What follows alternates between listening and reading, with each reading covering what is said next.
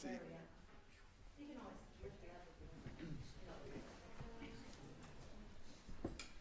There you go. Raise the chair a little bit.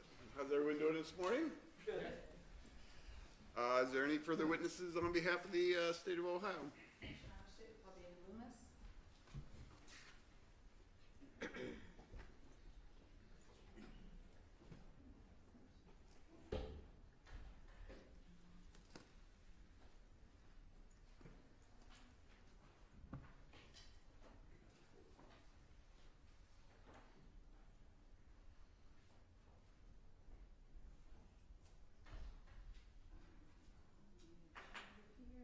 There's a little maze you have to, I should put yellow tape down here. To the witness stand if you can.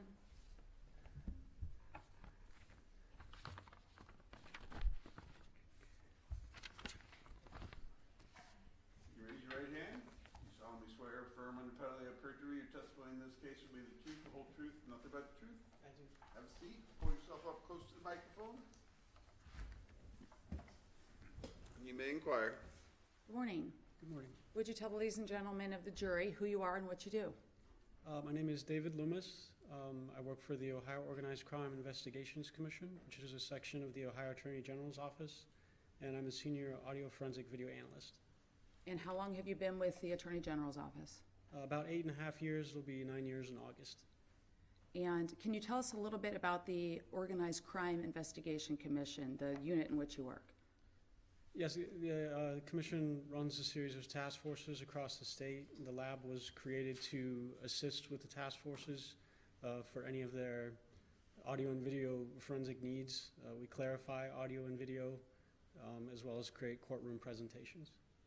So you do that for agencies across the state? That's correct. Any department can come to you and say, we need your help with something, is that right? Yes, that's correct. And what kind of training do you have to enable you to do your job? I have a bachelor's degree in media arts and animation. The media arts side has to do with audio and video production. I also have a certification through LEVA, which is the Law Enforcement and Emergency Services Video Association, which deals with the forensic side of what we do. And you said you review videos, you enhance. What sort of tools do you use in order to do your job? Primarily, we use the Adobe products. We use Adobe Premiere, Adobe Audition. We also have some products that are specific to forensics, such as AMP5 and Axon Investigate. And this is what you do full-time? Yes, it is. You were doing this back in 2018 and 2019 then? Yes, that's correct. And have you testified before in the field of forensic video analysis? Yes, I have. How many times, if you recall? I've testified about 16 or 17 times and qualified as an expert, I think, 6 times. Throughout the state of Ohio? Yes, that's correct. And you've testified as an expert in this very court, is that correct? Yes, I have. I'm going to show you what's been marked as State's Exhibit E1. If I may approach, Your Honor. Yes, ma'am. Do you recognize that document? Yes, I do. What is that? That's my curriculum vitae. And does that list all of your educational experience, your training specific to this field, accomplishments, things of that nature? Yes, it does. You were asked to do something by Columbus Police in this case, is that correct? Yes, that's correct. What was it Columbus Police asked you to do back in 2018?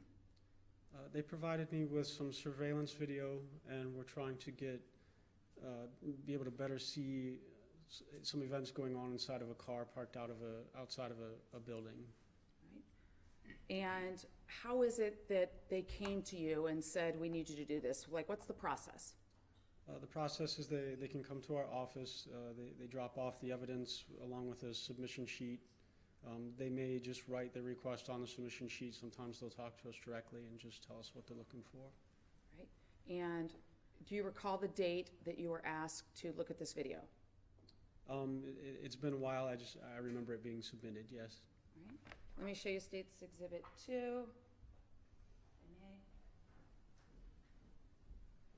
Could you tell us what State's Exhibit 2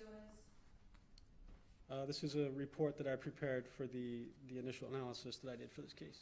So that's E2, I may have just said 2. And does that state the date on which the request was made? Yes, it does. What date was that? That was September 18th of 2018. And who made the request? Detective Gregory Shepard of Columbus PD. And you said he asked you to see if you could clarify some surveillance video, you called it. That's correct. What did you do at that point? At that point, our process is we gain custody of the evidence. In this case, I believe it was a flash drive, like a thumb drive that had the video on it. We make an exact working copy so that we never change or modify the original. Then we review it, see what can be done with it, and create a work product that we hand back to the detective. In this case, the video that we were looking at, it was not very high quality video. There wasn't a whole lot that could be done with it. I was able to brighten it a little bit and create a region of interest that's enlarged. The enlargement itself is not a clarification. It just makes it, when we present it on the screen, it makes it a little easier for you guys to see, but it does not bring out any additional detail. So it doesn't change the information that exists, the picture. You're just trying to brighten it up a little bit and bring it bigger. Yes, that's correct. Let me show you a few more exhibits. Exhibit E3 and then V1. Let's start with E3. Could you tell us what that is? This is the chain of custody report that is prepared by our evidence custodian. And what is that form used for? It just shows who has custody of the evidence and at what time. So that marks when it comes in, when it goes out, Yes. and it's kept safely in your office then? Yes, that's correct. So if somebody wants to see that or do something with it, they have to sign out and it would be on that chain of custody form, is that right? Yes, that's correct. What, if you can tell us, is Exhibit V1 in the envelope? V1 appears to be the evidence that was originally submitted to me on the flash drive. So that would be the building video that Detective Shepard brought to you? Yes, that's correct. And you don't go out to scenes and collect video and things yourself, is that right? Not usually. Very, very rarely do we actually go out to a scene. So when you're brought video on some sort of media, what do you do to verify that it's intact, that it's not compromised? To verify that we have an exact working copy of what we have, we run what's called a hash on the file. It's kind of like a digital fingerprint or like a verification code. So it will create a hash for the source file and a hash for the destination file. And if we know that those two codes match, then we know that we have an exact copy. Right. If I could see State's Exhibit E3 back, please. I'd like to put this on the screen. Can they publish this, John? You may.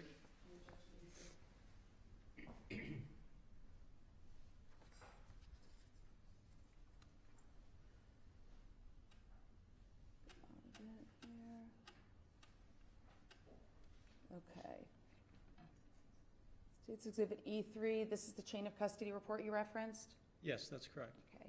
And so we can see we have various names, custody of, times. This is the information you were referencing when you said the property comes in and out and it's documented? Yes, that's correct. And if I may see another exhibit, please. Thank you. E2.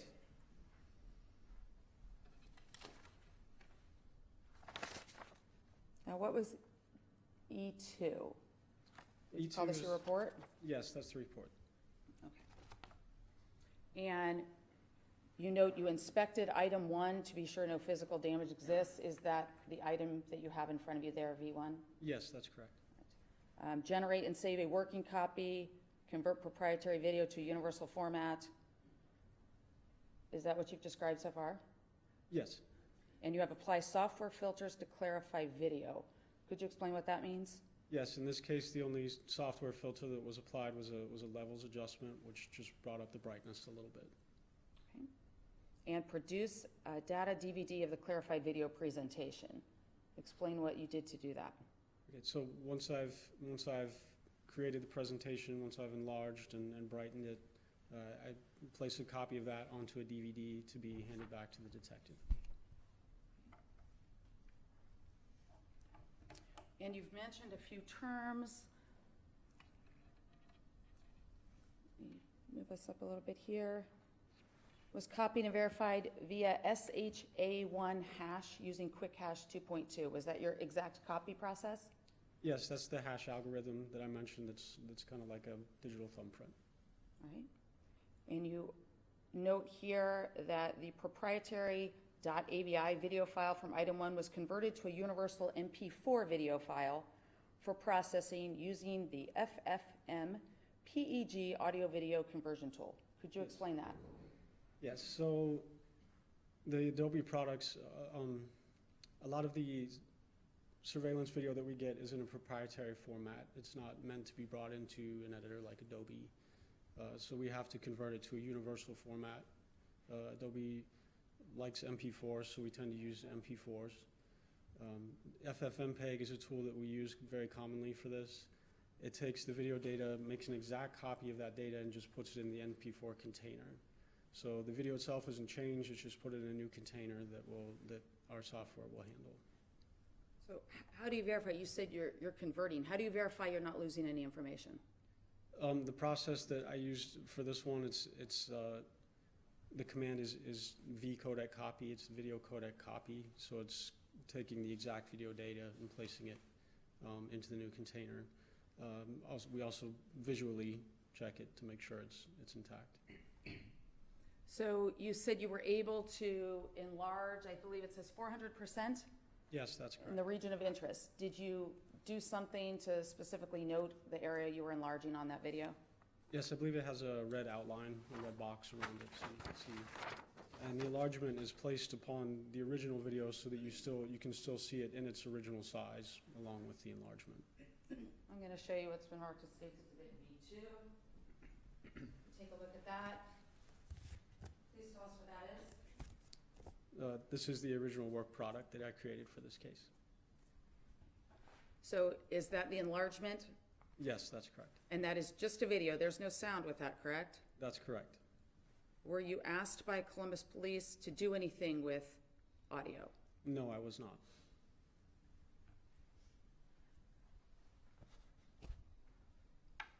After you completed that task for Columbus Police, you prepared this report? I did. And then what do you do? Then I call the detective or email the detective, let him know that it's ready to be picked up, and either hand it off to him directly or check it back into evidence where he can come pick it up at his convenience. And then as you note in your report, on September 21st, 2018, the DVDs were returned to the evidence room with item 1 and Shepard was notified. That's correct.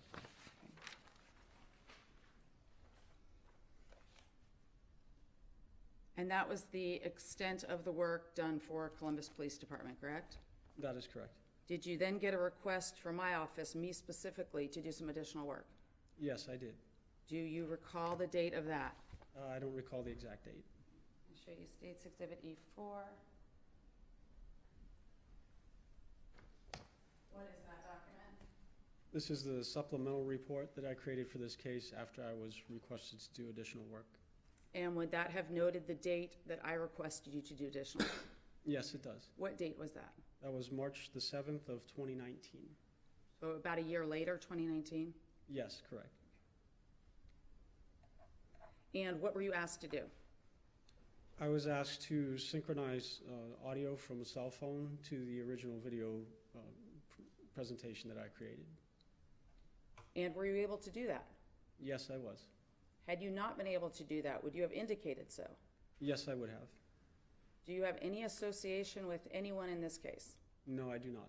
You don't work for the Franklin County Prosecutor's Office, correct? Correct. Or the Columbus Police? That's correct. Show you States Exhibit W. You can tell us what that is. If you need any documents, please ask.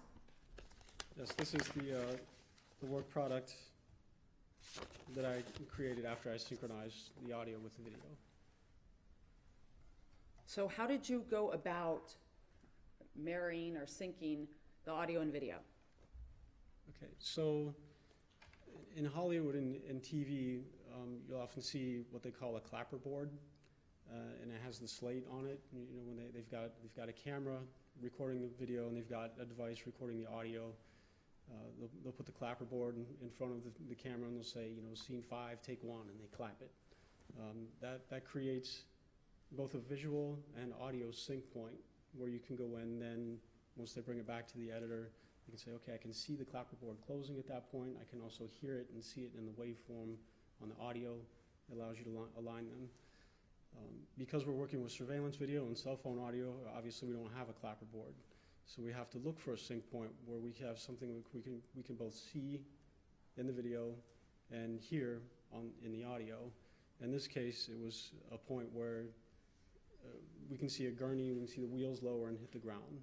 So I can both see that in the video and hear it in the audio, and I'm able to see that, also see it in the waveform, so I have a precise point to line it up. The surveillance video can be a little tricky sometimes. That's why I let the prosecutor know, you know, if I can do this, I'll do it. If I can't, I can't. So we look for more than one sync point, and in this case, we had a few, and I made sure that they all lined up. And in this case, there weren't any issues. It was very straightforward. It synchronized very easily. So you're not just visually looking yourself, you're watching sound waves and some sort of amplification as well, is that right? Yes, you can see a spike in the waveform where you have a distinct noise. And you said you found various sync points. Do you recall how many points you found that were obvious to you? Yes. Yes, I'd have to refer to my report.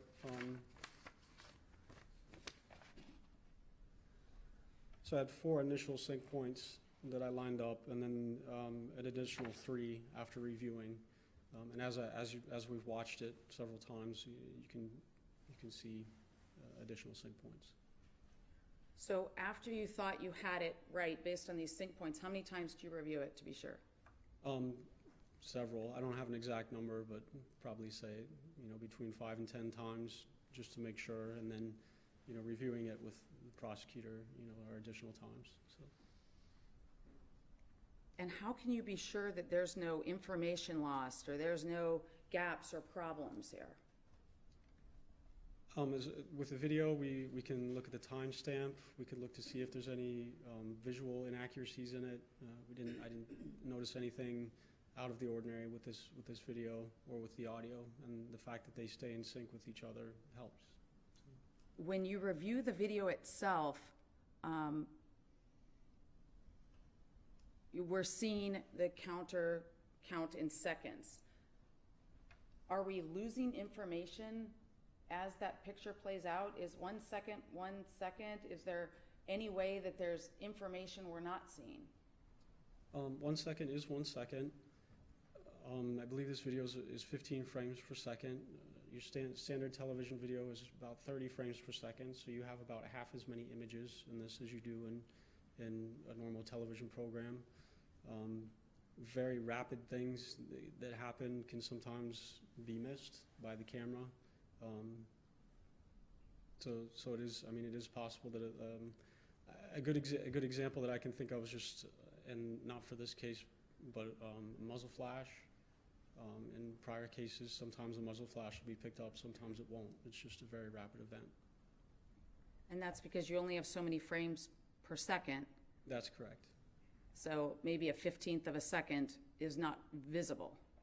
Would that be accurate, I guess? I think it's even a smaller fraction than that, yes. Okay. And with respect to the audio, is there a way to verify that the audio has no gaps in information? I mean, we listen to it for continuity. Again, it stays in sync with the video.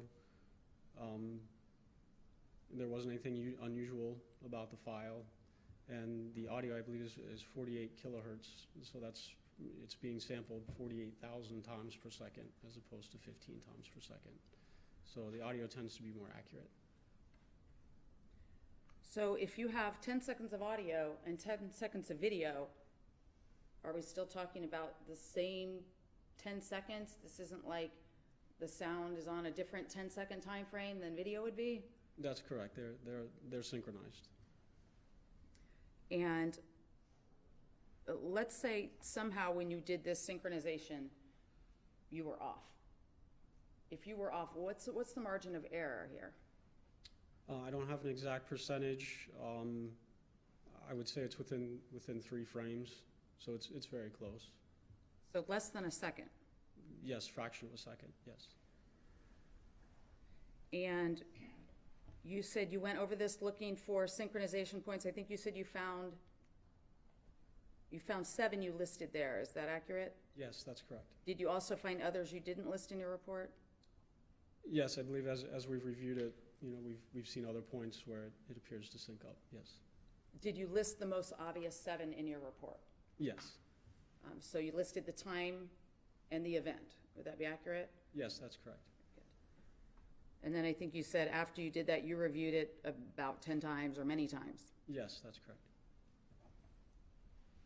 If you had not been able to synchronize this, would you have told us? Yes, I would have told you, yes, and we have had cases where we are unable to synchronize. I'm going to show you State's Exhibit V3.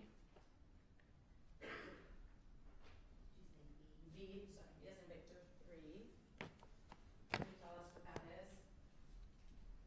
is? This is work product for this case. This is the synchronized video timeline. So that was your final product? Yes, that's correct.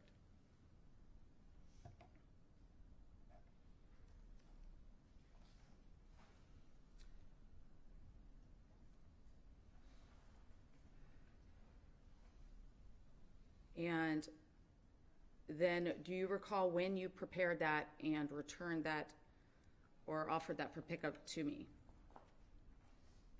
I would refer to my report. Sure.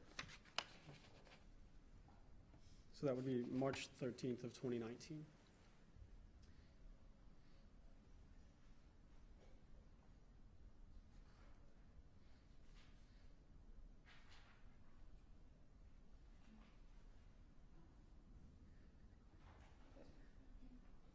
If you could tell us just a few of the points that were important here that you synchronized. I don't think I'm going to go through and stop and play the video here, but I'd like you to point out to the jury at what points there was something to synchronize that made you confident in your work here. Yes, again, if I may refer to my report. And you're referring to State's Exhibit E, is that 4? E4, yes. Okay. So the points are referenced via the video timestamp, the timestamp that's visible on the surveillance video. At 11:49:06, there's a movement of the gurney. That's the wheels on the ground. Actually, the first 4 synchronization points are from the gurney and the movement on the ground. 11:49:08. 11:50 and 0 seconds, and 11:50 and 2 seconds. Each of those points as the gurney hits the ground or moves. Then at 11, then went back through to verify, and at 11:36:50, we have a vehicle door opening. There's also a change in ambient noise, so you can see the door open, but you can also hear the outside now. I was told the recording device was in the vehicle. Now the door is open, and you can hear the outside as well. At 11:38:09, you can see an individual sliding and falling to the ground near the door, and you can hear that as well. And at 11:40:29, there's a shadow you can hear a vehicle door close. I believe it's a different vehicle and it's close to the top of the screen, but you can see the shadow of the door as it closes. So those were the main sync points that I used for this case. So you said you can hear them. In addition to hearing them, are you also watching and looking at sound waves or other visual information to confirm that? Yes, that's correct. You can also see the event in the sound, in the actual waveform of the audio. And that's using the software you have? Yes, that's correct. In this case, it's Adobe Premiere. And has any other expert, anyone on behalf of the defense contacted you to discuss your work in this case? Objection, Your Honor. Sustained. If another expert wanted to talk to you about your work, do you talk to them freely? Yes. Would you have talked to anybody about your work in this case? Yes, I would if it was requested. Thank you. Nothing further. Do you need the exhibits? Okay. Any cross-examination? Yes, may I proceed, Your Honor? Thank you. Good morning, Mr. Loomis. Good morning. We've got to chat before, correct? Yes, that's correct. Good to see you again. My name is Mark Collins, along with my partner, Caitlin Stevens. We represent Mr. Mitchell. You intrigued me earlier when you talked about some of your credentials, undergrad for animation. Yes, What type of animation did you get to do? both 3D and traditional hand drawing animation. You ready to do some Marvel animation or anything like that, or?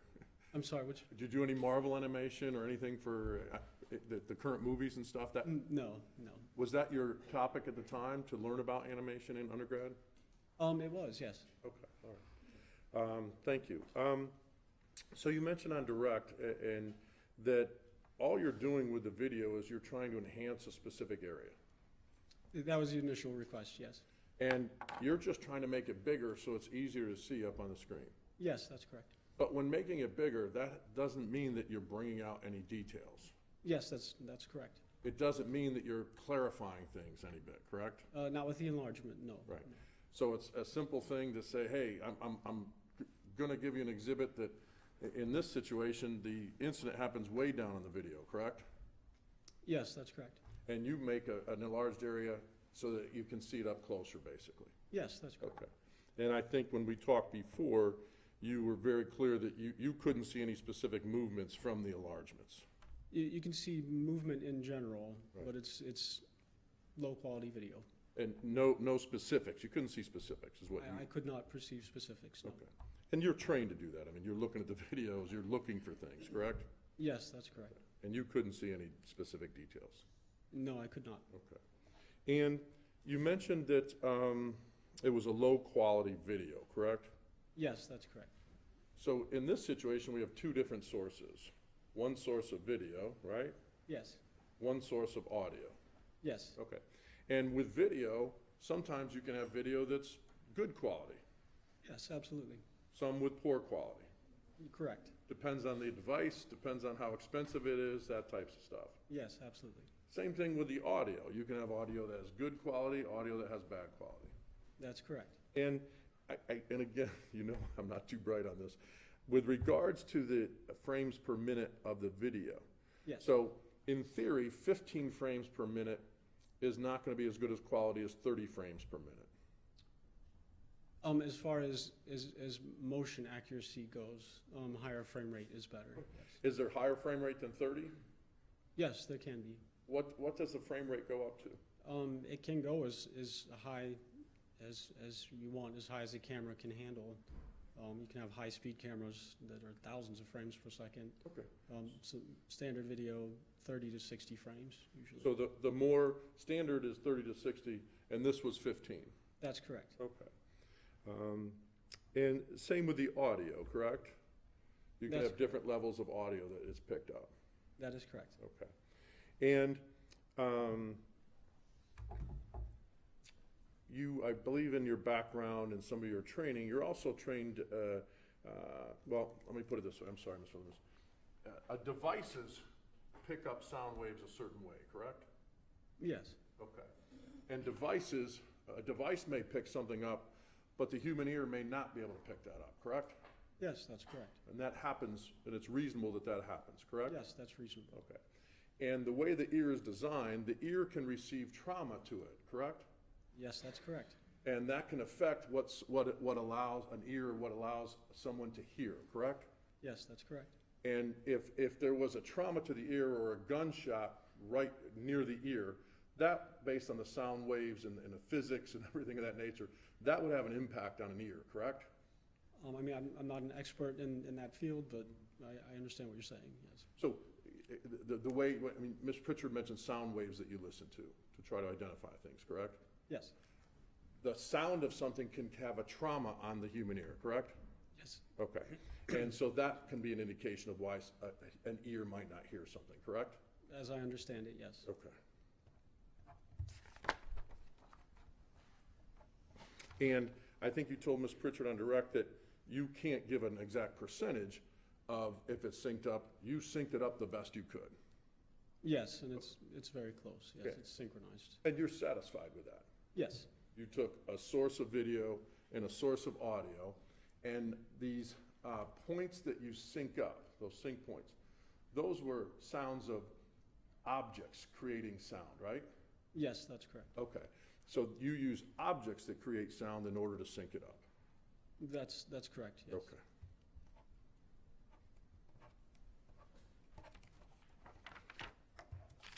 Nice to see you again, Mr. Loomis. Appreciate you being here today. Any redirect? Just one quick clarification. Mr. Lewis, I think perhaps Mr. Collins just misspoke, but he was talking about, he kept saying frames per minute. Your testimony was frames per second? Frames per second, that's correct, yes. All right, Frames per second, I apologize. all right, Mr. Loomis, you can step down. Just leave everything there. Thank you. Councilman approach?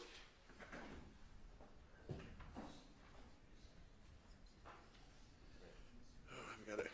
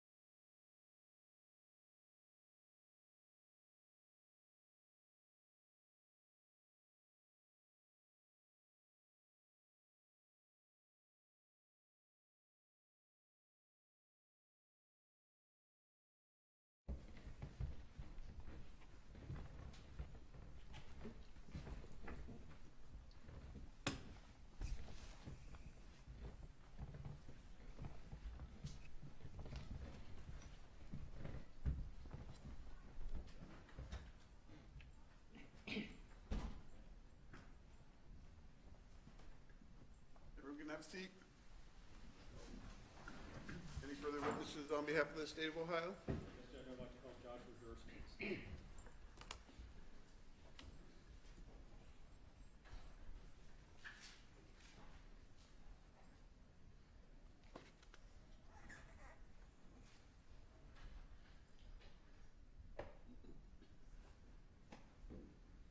Come around here.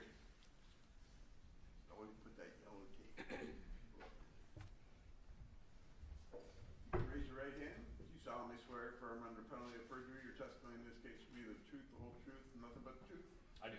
Have a seat. Pull yourself up close to the microphone. You may inquire. Thank you, Judge. Good morning. Morning. Can you tell this jury who you are and what you do for a living?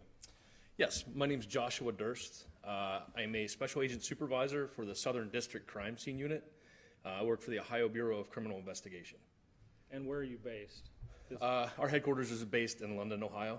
Is that where you work from? Primarily, yes. And what is it on a general basis that you do? I supervise the crime scene unit. We're a group of 8 individuals who assist local law enforcement at their request to come and process major crime scenes. Okay. And in this particular case, was the request from my office to help? One of the requests was yes. Okay. What other requests were there? In this case specifically, we had received a request from the Columbus Division of Police to look at the Mitsubishi Galant that was involved in this case. Subsequently, we also received a request from the Franklin County Prosecutor's Office. Okay. And what happened as a result of the first request? Myself and the supervisor at the time were requested to look at the vehicle specifically in regard to bloodstain pattern analysis and shooting incident reconstruction.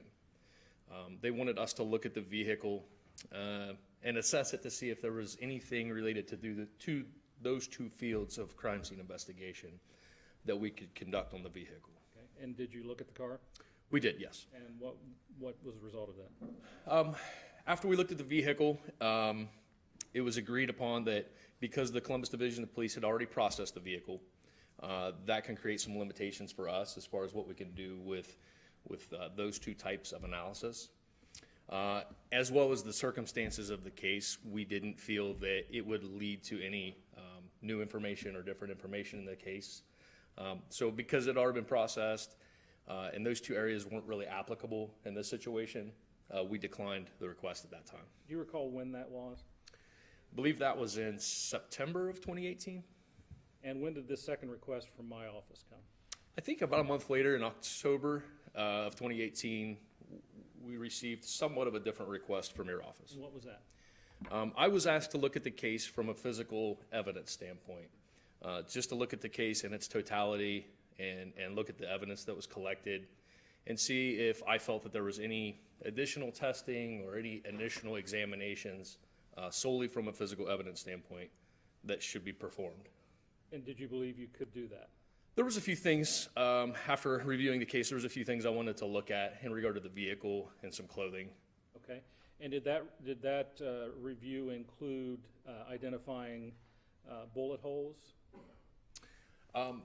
Yes, I searched the car for bullet holes. However, they had been previously identified by the Columbus Division of Police. What about flight trajectories? Again, the Columbus Division of Police had already looked at some trajectories of those bullets within the vehicle. During my analysis, I was able to use what's called a 3D laser scanner, and it creates a 3D rendering of the vehicle. The analysis wasn't different. It was just a different way to document those flight paths. Okay. And at the time, had you reviewed any video or anything like that? I don't believe so, no. And what is it in your past that gives you the experience or the education to be able to do these kind of analysis? So I've been in law enforcement for a little over 25 years. I've been a full-time crime scene investigator since 2010. I'm a graduate of the National Forensic Academy. I hold some independent certifications, one being a certified bloodstain pattern analyst, as well as a crime scene analyst. Just through the training, I have about 1,500 hours of additional training beyond what's required to be a police officer in Ohio. and over about 900 hours of that's specifically related to crime scene investigation. Okay. And in this case, I think you indicated you were just doing, checking for forensic evidence. That's correct. Okay. Were you tasked or capable of doing anything as relating to attitudes, motivations, or anything like that for the people in that car? No. Were you asked to make a judgment on whether or not what happened in that car was reasonable or not? No, I was not. Did you prepare a report for us based upon the investigation that you did? Yes. Judge, may I approach the witness? Okay. I'll show you what's been marked State's Exhibit A9. Can you tell us what that is?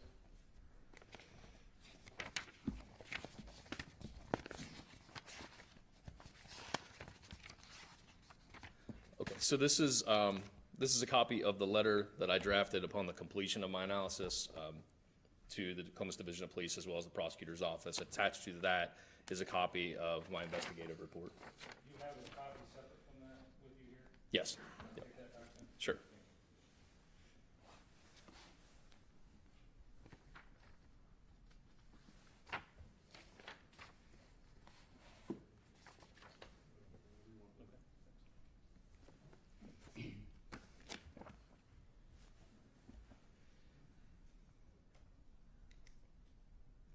When you looked at this car, when did you look at the car? I believe I examined, can I refer to my report on that? November of 2018, so about a month after the request. Okay. This jury has seen that car just this week out at the impound lot outside. Would it be fair to say that that car is probably in a different condition now than it was in 2018? It's quite possible after 5 years, yes. All right, I want to go through some of these. Did you take photographs? I did. All right, I want to go through some of these. I've got what's been marked State's Exhibit D1 through 68.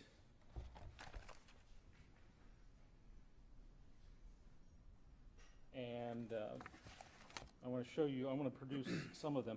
Have you reviewed these photos before?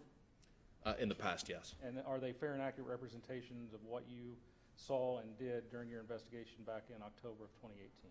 Yes.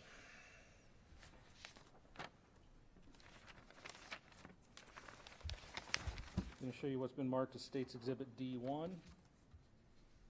With the lights out. Yes, please. What are we looking at here? I wanted to look at some of the clothing of Mr. Mitchell and Ms. Castleberry. So this was the packaged evidence that was located at the evidence center at the Columbus Division of Police. I believe this container contains some of the clothing. Is there a laser pointer up there? Yeah. So if you need to, you can use that.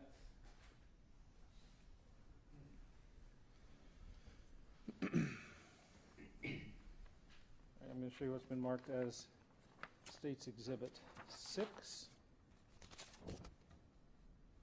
What is this? This was a knife contained in that box. I believe it was collected from Mr. Mitchell on the day of the incident. Are you aware that there were two knives involved in this scenario? Yes. Okay, and does this appear to be the knife that was not used by Ms. Castleberry? This was the knife that was in the contents of his property. Yes, yes. Okay. And we see looks like a ruler. What do we got here? This is just called an ABFO scale. It's a scale for reference. If there's ever a question about length or size of something, we throw those in our photographs so we can reference it later. Okay. I'm going to show you what's been marked State's Exhibit 11.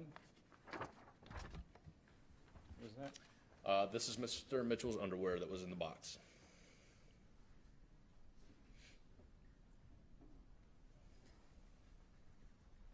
State's Exhibit 13. This would be a shirt that was collected from him and it was in the box.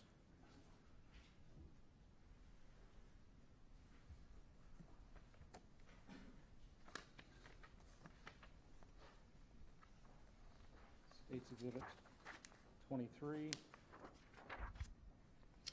The boots he was wearing at the time.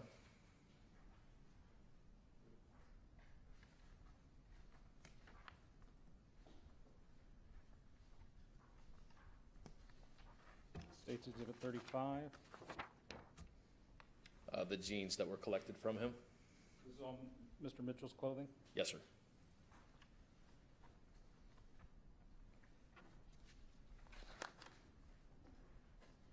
Okay, let me show you what's been marked as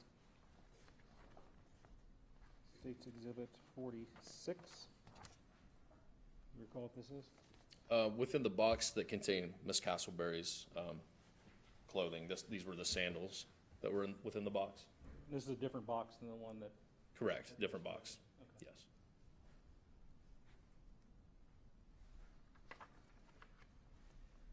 State's Exhibit 50. This would be a portion of the fabric that was cut out from her dress. It was just like that when I opened the box, so I'm not sure how it was cut. I presume it was from medical intervention, but And is that typical, is that consistent with clothing that's been subject to medical intervention? absolutely, yes. And State's Exhibit 51. This is a close-up photograph. It's difficult to see on that photo, but right here is what I believe to be a bullet hole in the dress, or that material. And there appears to be staining on this. Can you tell what that is? Believe it's blood. And what you know of this case, does that make sense? It would be consistent, yes.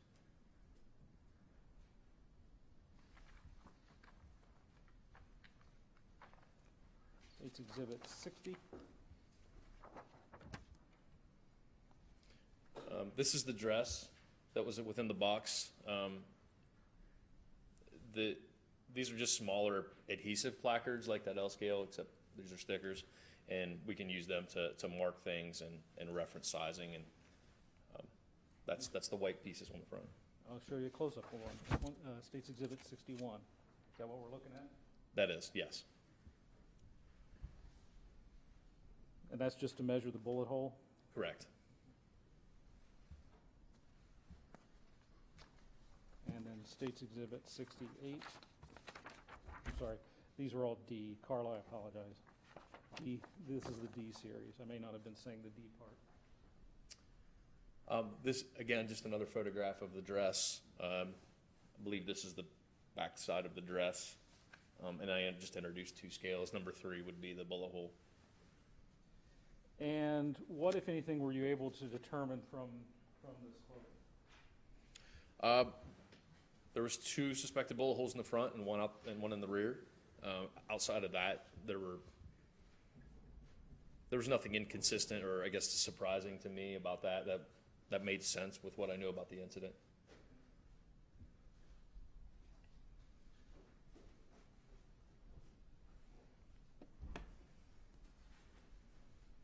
Did you also take photographs of the Mitsubishi Galant? Yes. I have what's been marked as State's Exhibit C1 through 47. Have you gone through these before? In the past, yes, I have. Okay. And are these pictures accurate, fair and accurate representations of what you saw when you took the pictures of this Galant back in 2018? Yes. Will you let me know if something isn't? Yes. Okay. I'll show you what's been marked as State's Exhibit 2. This is the Mitsubishi Galant. This is the driver's side of the vehicle. And where is this located? This is what they refer to as the barn or the impound garage at the Columbus Division of Police.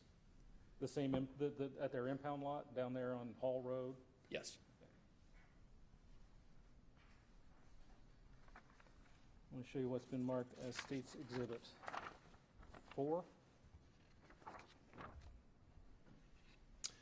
This is the photograph of the front interior of the vehicle. I would be standing on the passenger door, or the passenger opening, taking a photograph toward the driver's side. And at this point, if I'm not mistaken, Columbus Police has already processed this car. Yes. So if they did any work with dowels and pictures and evidence, they've already done that by the time you get to this point. Is that correct? Yes. Okay. There appears to be in State's Exhibit C4 here, if you look at the driver's seat, maybe some deformity. Can you tell what Yes. I'm looking at? This right here? No, I'm sorry, down on the seat. Oh, this. Yeah. Okay. Do you know what that is? I don't recall. There may have been a section cut out of the seat, which is normal for if a sample of something's being collected. But I did not cut it out, though. Okay. Look at C7, does that help you? Yes, that's what it is. And that's been cut out Yes. prior, so. prior to you getting it? Correct. Okay. But that's consistent with somebody forensically cutting a piece of fabric out? Yes. Let me show you what's been marked as State's Exhibit C10. You recognize that? Yes. This is a bullet hole in the headliner. It would be directly above the rear passenger side seat.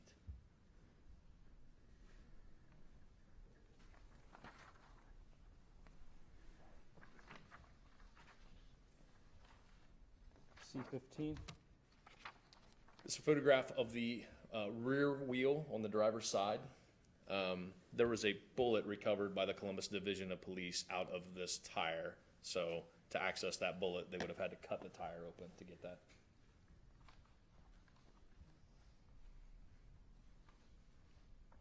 State's Exhibit C24.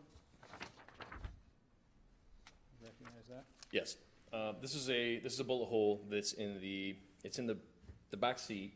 There's an armrest in between the driver and the passenger side seats. So there's a flip up armrest, and there was a bullet hole in the top portion of that armrest.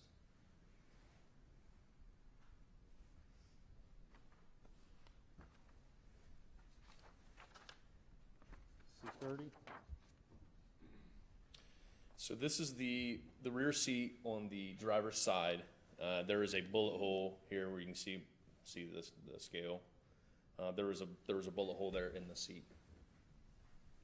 And I believe it's close up here, C31. Yes, same bullet hole.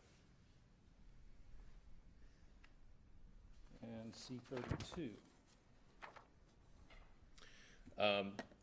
This is the wheel well of the same tire that you saw cut open. So this is the rear driver's side wheel well, and this is the bullet hole where it exited through and then went into the tire.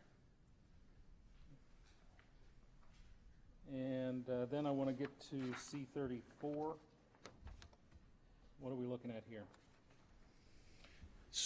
These are trajectory rods that are placed in all of these bullet holes, and that helps us visualize and understand the trajectory of that bullet after it was left the gun. Okay. And what's our vantage point here?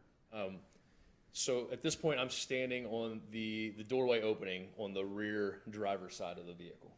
So this would be right next to that flat tire? Yes, it would. And then in C35, what's our vantage point? This would be from the rear passenger side of the vehicle. And are those the same three trajectory rods that we saw in the last photograph? I believe, I'd like to go back to the other one, because there's one in the front driver's seat, and I'm not sure Okay. if you could see. Here's C34. Okay. So here we can see the trajectory rod in the front driver's seat, and then the two in the back seat. I think the next photograph you see another one. Right. So you can see this better. There's a fourth trajectory, and that's going through the headliner. And then C36.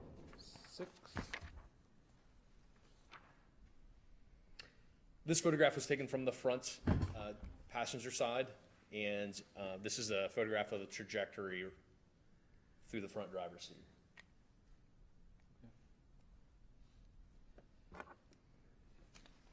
As part of your investigation and search for any further forensic evidence, did you take any additional images of this car? Well, there was a series of photographs, and then we have the 3D laser scan, which there are images of that. I'm sorry? There are images or screenshots of that product. Can you tell us what you mean when you say 3D laser scan? So we have devices, again, 3D laser scanning. It takes hundreds of thousands of measurements every second. So we use it a lot for just documenting crime scenes, dimensions at crime scenes. We don't have to use tape measures anymore. So we can create a 3D rendering of a crime scene or a vehicle And it's very helpful, especially when we're doing some type of shooting reconstruction or just trying to illustrate shot trajectories. So in this case, I used the 3D laser scanner, and it helps further visualize these trajectories. Okay. I would like to show you what's been marked as State's Exhibit A1. Lights. Thank you. Can you tell us what we're looking at here in A1? Yes, this is an image from the passenger side looking towards the driver's side of the vehicle, and it's showing. This is actually showing the trajectory or the flight path of the projectile that went through and exited, perforated the headliner there above the rear passenger seat. This looks a lot like an X-ray. This is switched to what we call grayscale mode. So although it does look like a photograph, it's not. Everything you see up there is a measured point. So as it collects literally millions of points, it plots a dot. When those are all put together, with the setting I have it on, yes, it looks somewhat like an X-ray. And I can change some settings to make it look transparent so we can visualize all the way through the car. But it's not an X-ray. Okay. And were these originally taken, could you put them in color as well? Yes. Okay. But does this make it easier to distinguish features? Yes. I'm going to show A2. What are we looking at?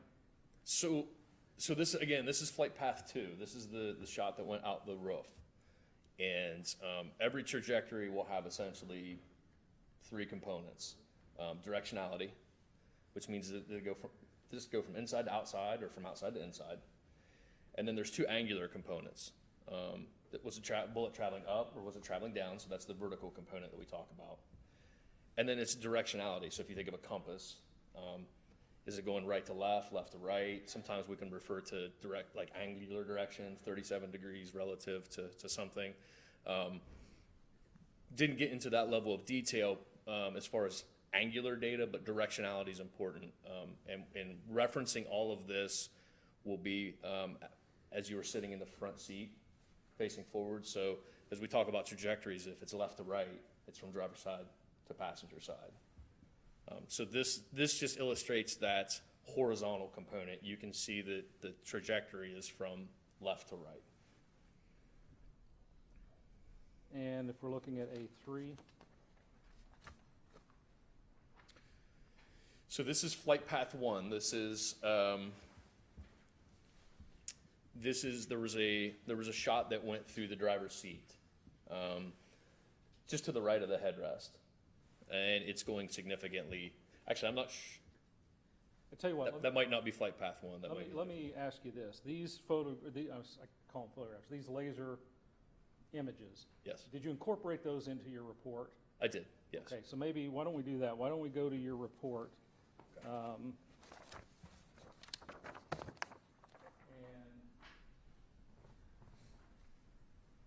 go through these flight paths. Okay.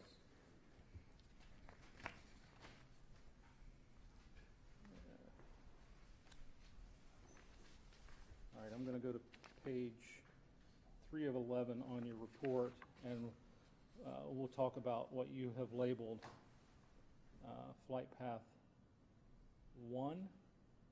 And before we get too far into this, you've labeled these, I believe, 1, 2, 3, and 4. Yes. Right? Yes. We've heard testimony there were 6 shots fired. Why aren't there 6 of these? This is based solely upon bullet holes and ballistic damage to the vehicle. So if we don't have bullet holes in material of the car, I'm not talking about those trajectories. I can't talk about those So trajectories. if 2 of the bullets fired remained inside of Donna Castleberry, you would have no way of analyzing those? If they struck her and didn't strike anything in the car previous to striking her, yes, I wouldn't be able to talk about that trajectory. And also, you've numbered them 1 through 4. Is that in any way indicative of the order in which they were shot? No. Do you have any idea the order in which these bullets were shot? Not in this case, no. Okay. All right, let's look at flight path 1. And what are we seeing here on these 2 images? Okay, so this is flight path 1. This would be the trajectory of the bullet, again, that traveled downward through the front driver's seat. So it is traveling, again, from left to right, significantly downward. And these two images are both the same, you're tracking the same bullet. Correct, same trajectory, but the top photograph allows you to see the vertical component, so you can see it's going down very, very sharply. The bottom image is just a top-down perspective, so you can see, is it going left to right? And you can see in this one, right here, it's going slightly left to right. Did you find any evidence in the vehicle itself of this, from the firearm of this trajectory? Any soot, any stippling, or whatever we want to call that? Yes. There was the seat material right there where the entrance hole was in the seat contained what we call suet and vaporous lead, and that was something that I cut out and collected just to have it. I don't think it was tested at any point, but just to preserve that. And typically we encounter that when the muzzle of the weapon is close to the target surface. So it's just a factor of the gun being shot and the gases being expelled out of the barrel.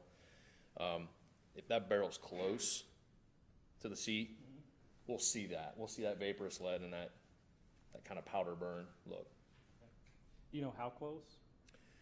Without doing experimentation, we can't really talk about distances, but it's close. I would anticipate, a foot to foot and a half or closer.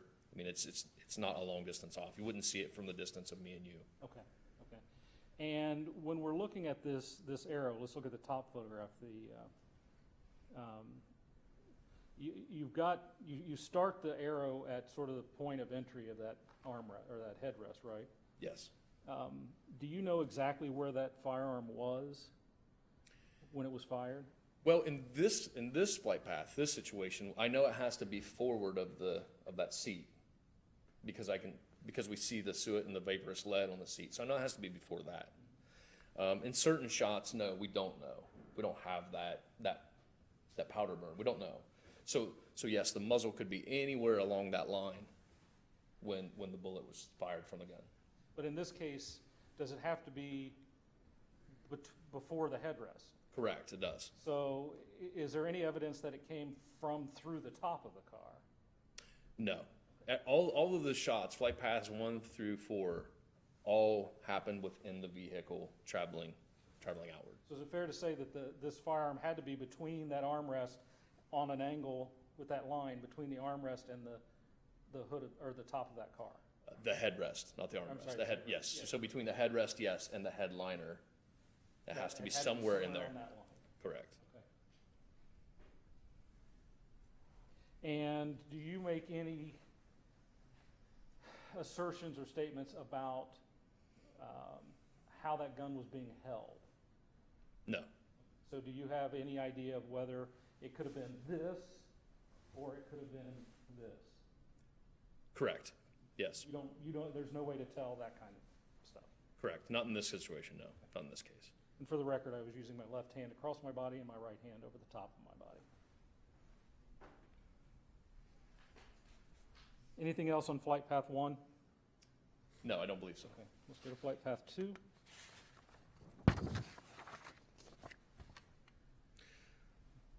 Tell us what we got here. Okay, so this is, if you can recall, the bullet hole that was in the headliner in the back seat above the passenger side. This is flight path number 2. So again, looking at the vertical and horizontal components, this bullet traveled upward and from left to right, and then it exited through the roof and was gone. It was not recovered. So what does this tell us about the location of the firearm when it was fired?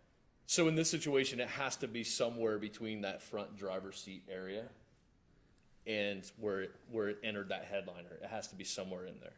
And did you find any soot or vaporous lead in that one? No, not on the headliner, no.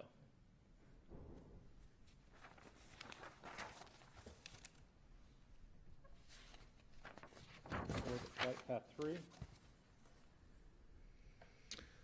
So flight path 3, if you recall, was the rear armrest in the back seat. There was a hole there. That projectile travels through into the trunk and is later recovered in a container by Columbus police. The trajectory of this, again, is slightly downward, as you can see in the upper image. and it's traveling from left to right in the lower image. And what can you tell us, if anything, about the location of that firearm when this bullet was fired? That's going to have to happen somewhere between that driver's seat and that back armrest, because if you extend the line any further, the front seat's in the way. So the muzzle of the weapon had to be somewhat back around, I think. So behind the headrest? Correct. And that's because you don't see any defects in the headrest itself to indicate that it went through? Yes, that's correct. Do you see any soot or vaporous lead associated with this firearm? No. This bullet? No. And you believe this to be the one that was located in the trunk? Yes. Do you have any way to know whether or not this bullet actually struck Donna Castleberry? I don't know. Anything else about Flight Path 3? I don't believe so. We can always go back and pick up something if you think. Flight Path 4? Nope. So this is the trajectory, the bullet that was recovered in that tire, in the rear tire. This travels through the seat, downward, through that back seat. It exits the wheel well, then re-enters the tire, and then they ultimately find the bullet in the tire. So in the upper image, you can see that trajectory is significantly downward, and this is actually traveling from the right to the left. And can you make any determinations about the location of this firearm when it fired this bullet? Again, we can extend that. If we look at the lower image, we can extend that line. But again, it somewhat terminates out in the upper image towards the headliner. So it can only go so far up and so far back. So I stopped those lines where essentially the limitations are. So, but it could be anywhere along that line. Okay. And again, any soot or vaporous lead associated with this? No. Did you find any evidence of any bullet trajectories that went from back to front of this vehicle? No. No.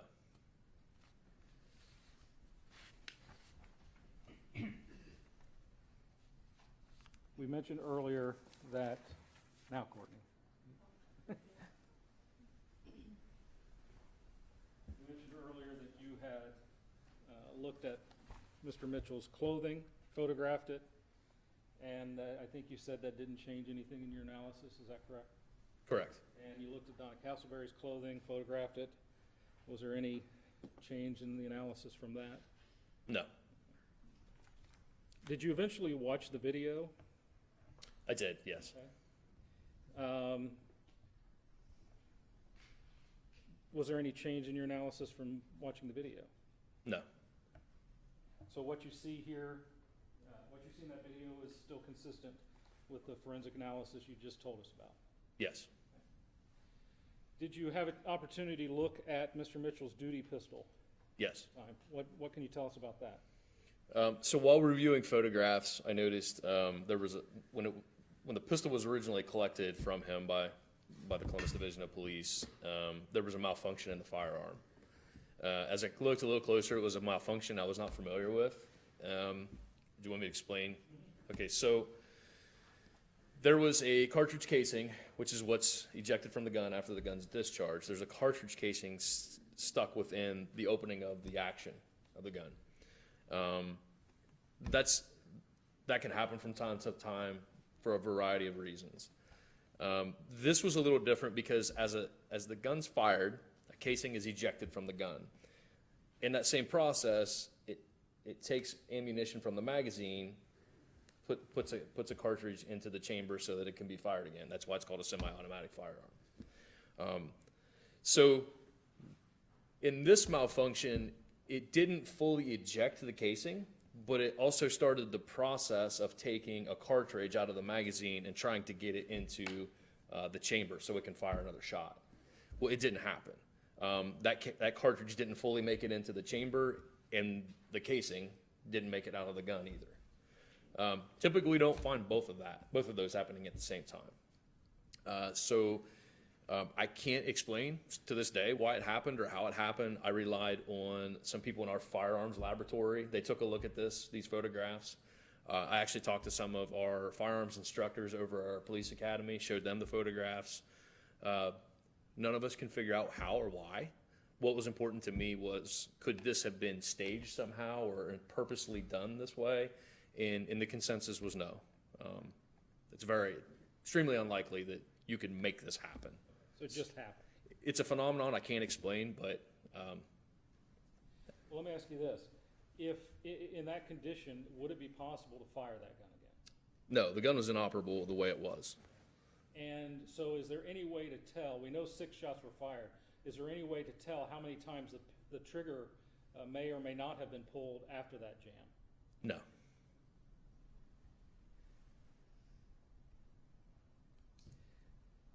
Special Agent Durst, you've had a lot of law enforcement experience. Have you ever dealt with sting operations or prostitutes or anything like that? No, I have not. So you're not attempting or qualified to talk about any of those kind of issues here? No. Okay. You've mentioned the video. I think you've already said there's nothing inconsistent with that, but you don't have any idea in what order these bullets were fired. Is that correct? It's correct. And did you review Mr. Mitchell's written statement? I did.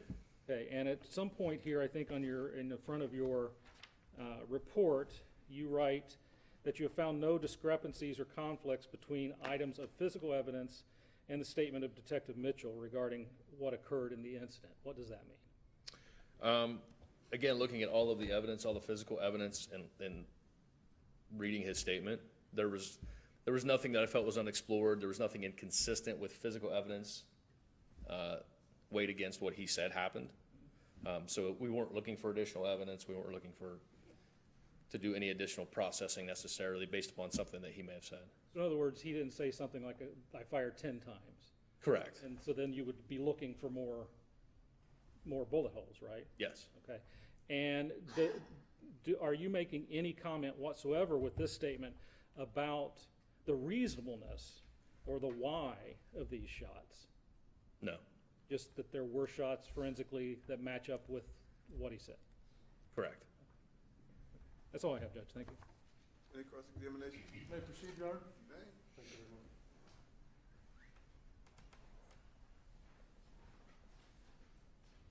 Good morning, Agent Durst. Morning. How are you? We've met before, correct? We have, yes. Thank you for being here today. My name is Mark Collins. As you know, along with my partner, Ms. Stevens, we represent Andy Mitchell.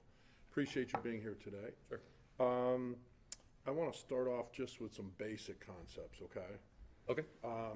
When you get to a scene, for most of your career, your job is to gather evidence and analyze it, correct? Yes. Okay. And when you get to the scene, obviously you're not there when it happens. Correct. So you have no idea how those potential items of evidentiary value got to the place where they're at, correct? Correct. None whatsoever, right?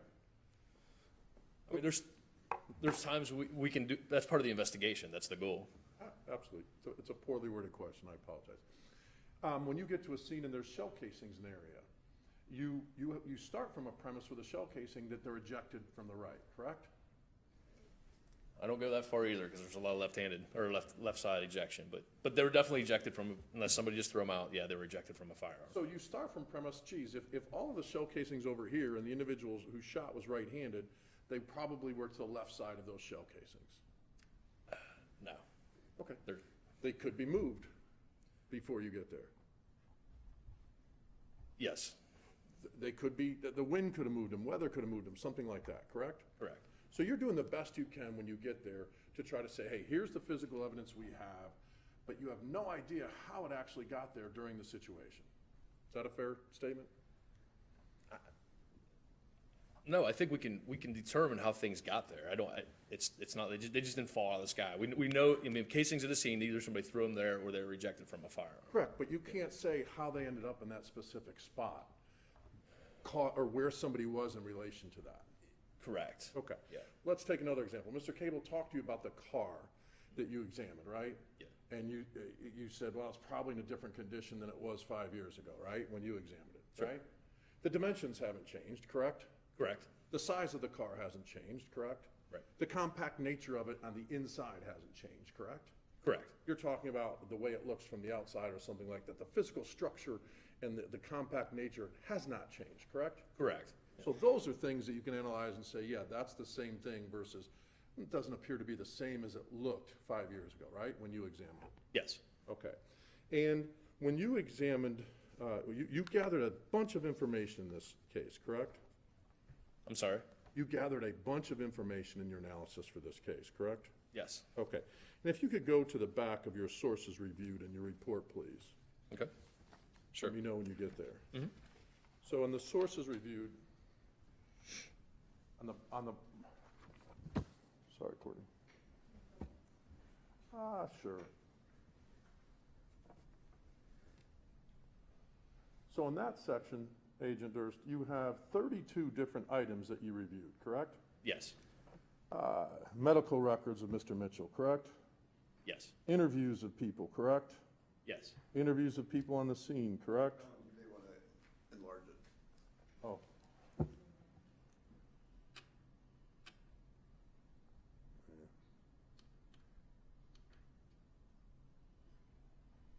Did you do this on purpose, Tim? No, that's okay. You can turn the lights on. On that list, you include 32 different items, correct? Yes. As much information as possible, correct? Yes. And there's a subsequent page to that, correct?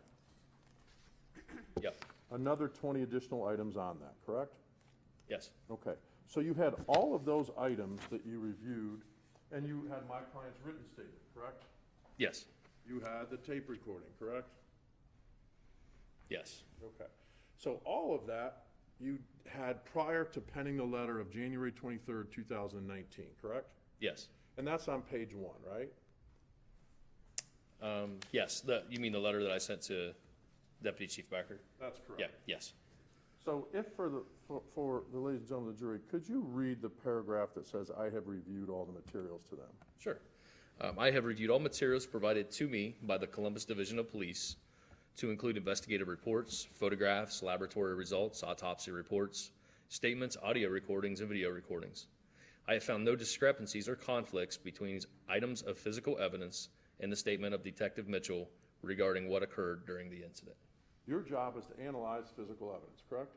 Yes. Your job is to then compare it to the written statement, correct? Yes. And based on his written statement that was given, you have no conflicts that the way the physical evidence is, the way what you examined, conflicts with my client's statement, correct? Correct.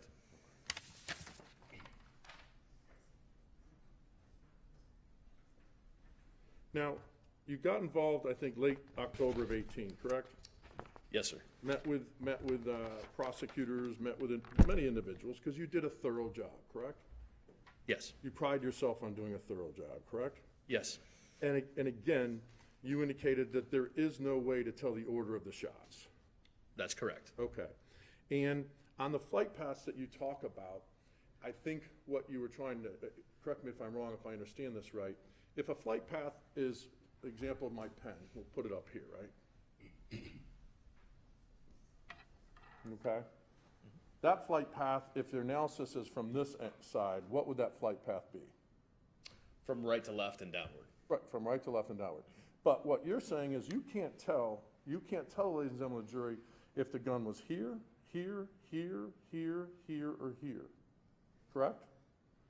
In some situations, that's correct.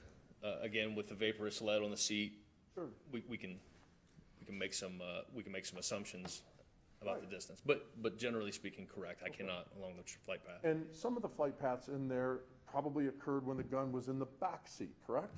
It's possible. It's possible. Okay. And you mentioned the soot and stuff on the seat, correct? Mm-hmm. Yeah. That means that the gun was between 0 and 16 or 18 inches from that seat. Approximately, that's what I would anticipate, yes. However, when it goes through the seat and then out, you have no idea where that bullet goes from there, correct? Unless there's another ballistic event along that flight path that we could connect to that trajectory. Was there a ballistic, another ballistic event that you could compare that to? Did you find a projectile from that? Which flight path are we referring to? Flight path through the seat that you have going down to the left. Are we talking about the one that goes, there's two seats. We got a seat in the front seat, the front driver's seat? The headrest. Okay. Yes, it's going downward. And no, there was no bullet recovered with that. There was no third point. There was no. So even though you put the dowel through and you thought it was going this way, once something goes through an object, tell the ladies and gentlemen of the jury what happens to a bullet that goes through an object and it tumbles. If a bullet tumbles, if it becomes destabilized in its flight, yes, it can curve left, it can curve right, it can deflect. But your analysis, you believe that it should have gone this way, but you found no projectile to confirm that. I found no projectile. I had no evidence to suggest that that bullet was in destabilized flight, though. Oh, but there was no bullet strike on the lower left side, correct? Correct. There was no projectile found there, correct? That's correct. So that doesn't really make any sense, right? You would think that the bullet or projectile strike should be down there if you're putting the dowel like that, correct? Yes, unless it's one of the projectiles recovered from the body of Ms. Castleberry. Okay. So in terms of, I think you told Mr. Cable on direct that just like you have no idea where the actual, you have an idea, there's a path that the gun must have been pointed, correct? Yes. But you have no idea if a person's standing here with the gun, right, on this side of it? The person could be standing on this side, right? Yes, that's correct. The person could be standing right there in the middle of it. Yes. Okay, and the same could be said of the target. You have no idea where the target is at that point in time, That's correct. based on the flight path directory, Right. correct? Okay. Right.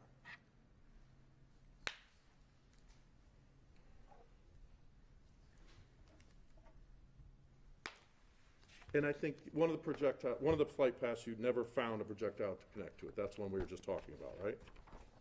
The one through the roof, we didn't find a projectile either.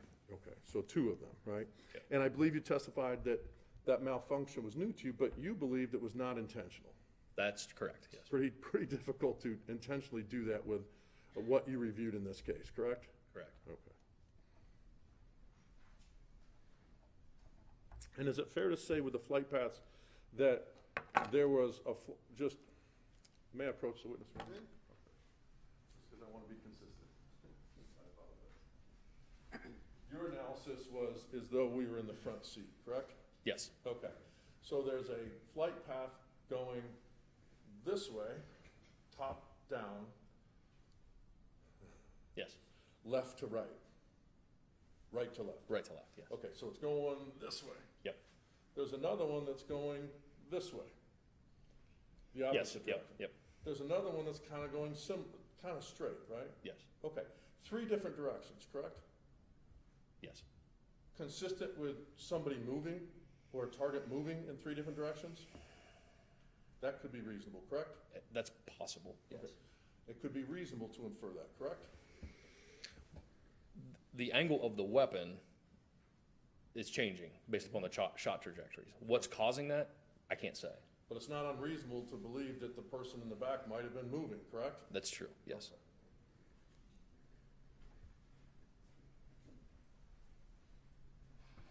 You have one up in the roof, right? Yes, yep, That's another angle, correct? yes. Okay.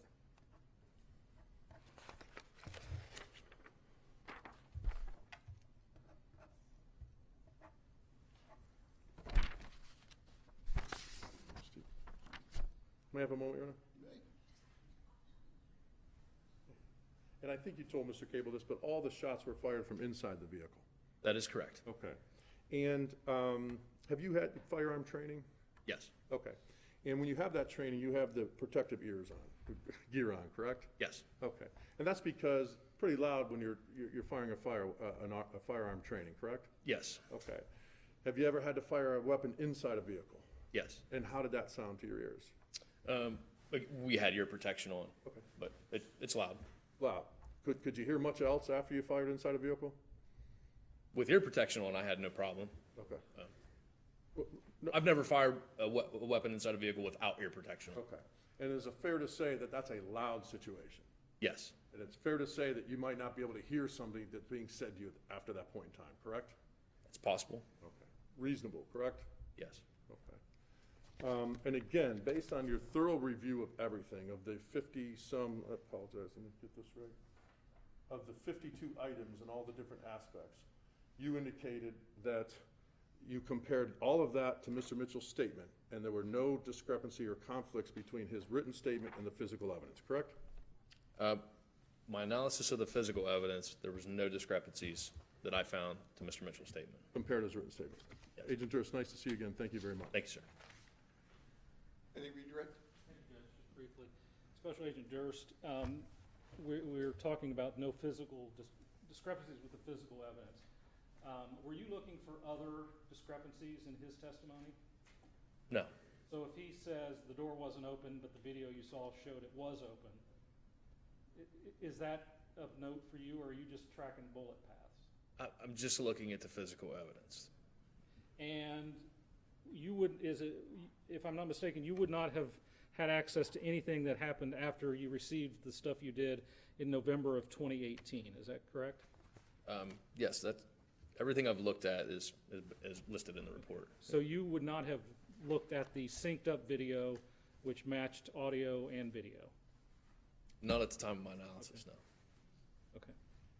And again, in analyzing this forensic evidence, can the forensic evidence in this case really, or most any case, tell you whether the person who fired these shots, which you've gone to lengths to track, can it tell you whether the person fired these shots in anger? No. In self-defense? No. Justification? No. Okay, that's all I have. Thank you. All right, you step down. Thank you, Your Honor.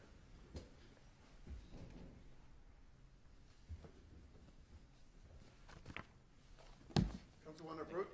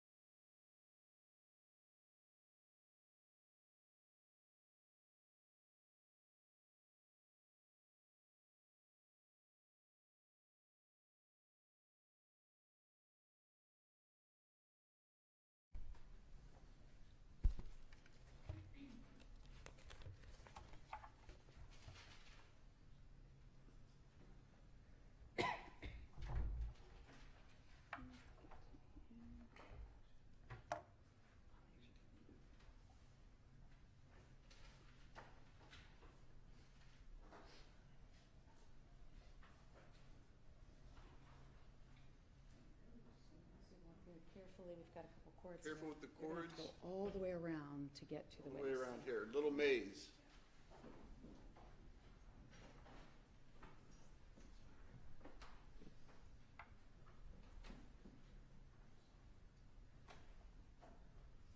You raise your right hand, you solemnly swear, affirm under penalty of perjury, your testimony in this case will be the truth, the whole truth, and nothing but the truth? I do. Have a seat and pull yourself up close to the microphone.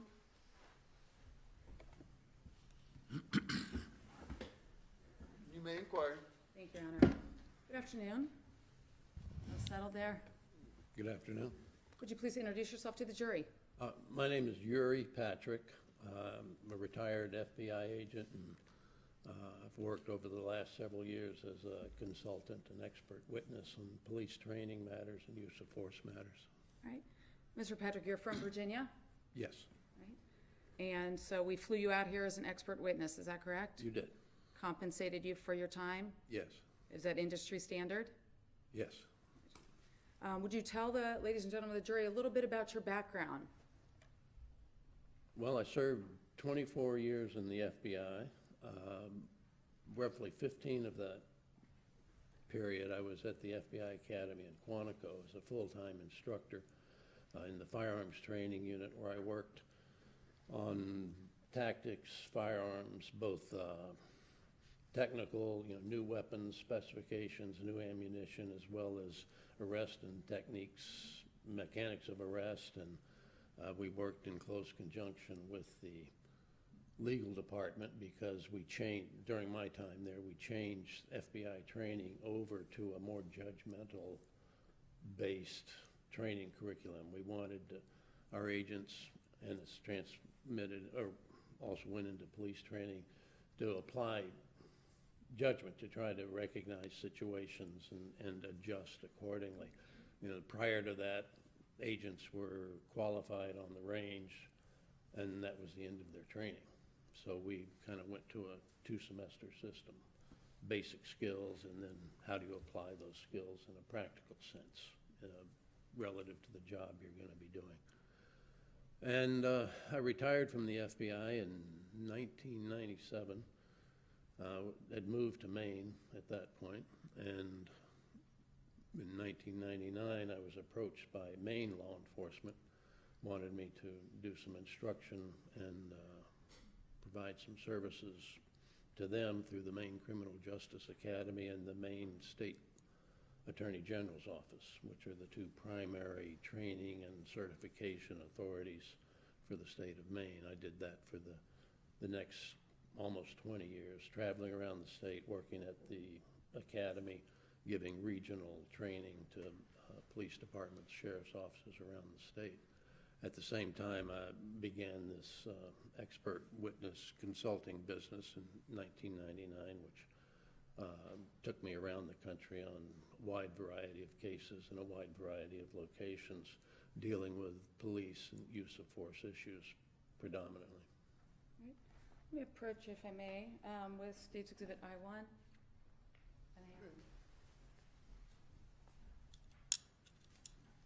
Could you tell us what that is? This is my CV.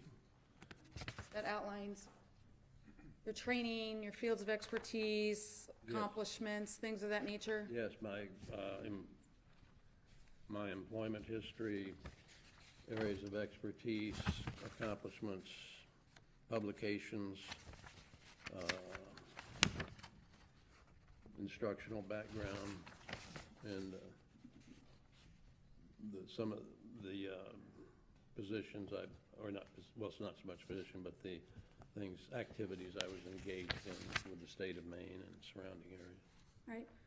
I want to ask you about your fields of expertise, and just a few. I don't want to get into too much detail. There's a lot of information here, but fields of expertise, deadly force. Yes. You've testified and trained officers in deadly force over the course of your Yes. Yes. 20-something years? Yes, starting with when I was still a full-time instructor at the FBI Academy, and then my second career with Maine law enforcement. It was the primary topic of instruction for the schools and regional seminars I would give to law enforcement around the state. Would that be the same of the use of force judgmental training? Yes, essentially And there's a lot of various firearms trainings that you've listed as a field of expertise. yes, Over the whole course of your career, you've been trained others, yes, yes. and you have techniques and mechanics of arrest.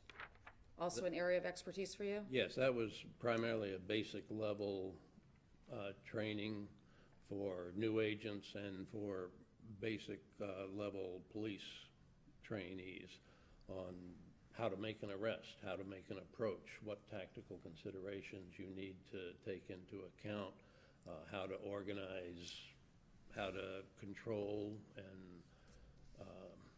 subdue, if necessary, any resistance you might meet, how to try to plan ahead to prevent resistance, just the whole gamut of things that goes into planning and successfully executing an arrest. While working for the FBI, did you also help shape policy and national standards? I worked on firearms, ammunition. The ammunition test protocols that we developed are now industry standard for law enforcement throughout the country. I also worked hand in glove with the legal unit.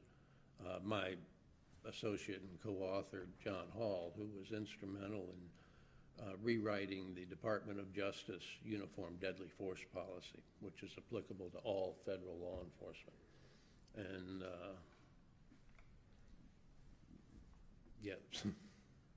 Then on page 3, you note various publications and articles.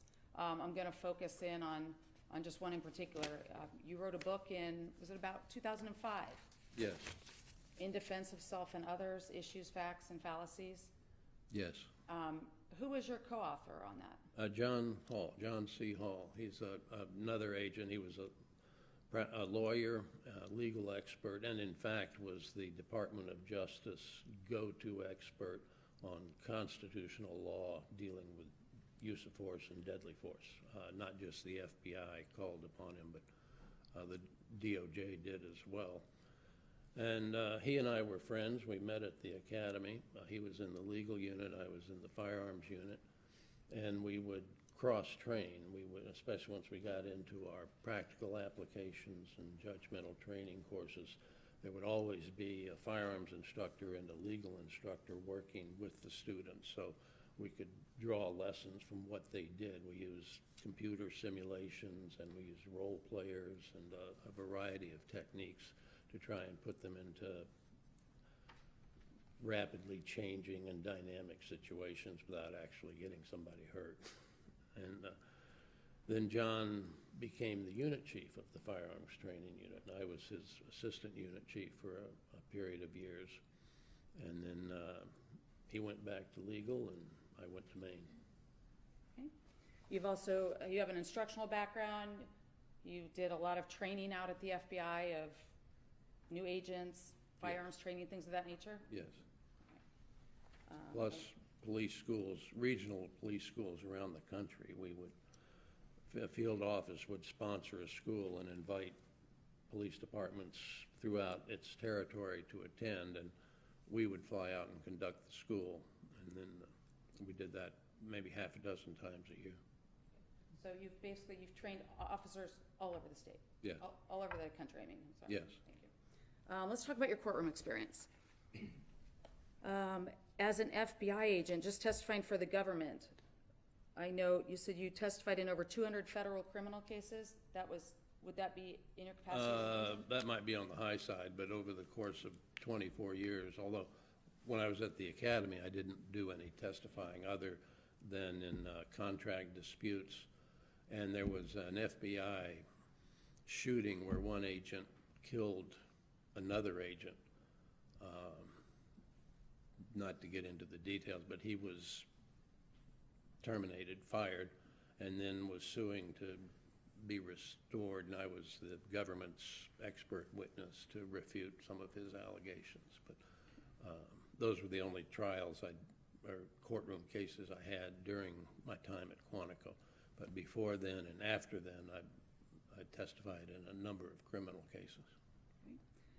And I note from your CV, you have testified in 31 states and in Puerto Rico. Is that accurate? I've been retained in those Okay. states. I've not necessarily testified. I may have been depositions, may have been courtroom testimony.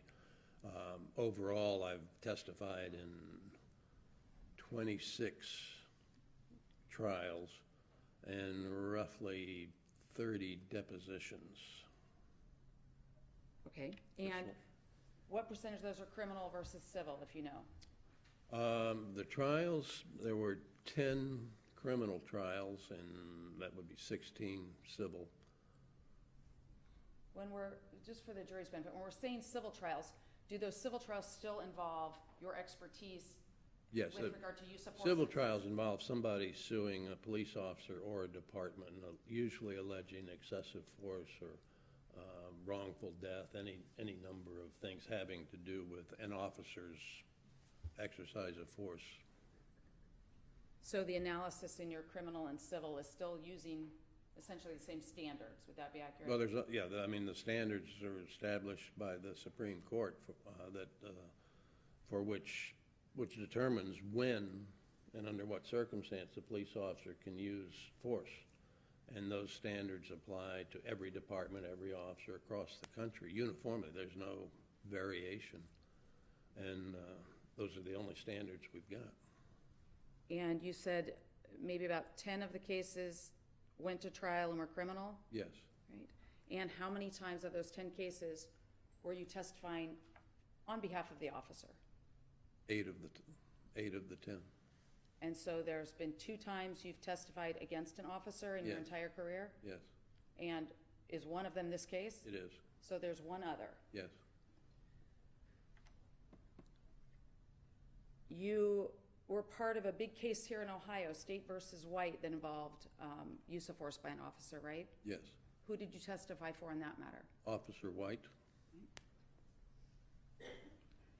And you were retired. When did you quit taking cases as an expert? I started slowing down about 2018, 2019. I still had some cases that hadn't wrapped up. I was going to honor those, but I wasn't planning to take any more cases by about 2019, any new ones. And at some point, we reached out to you regarding this case. Were you taking new cases at that time? No, I wasn't. Yet here you are. Here I am.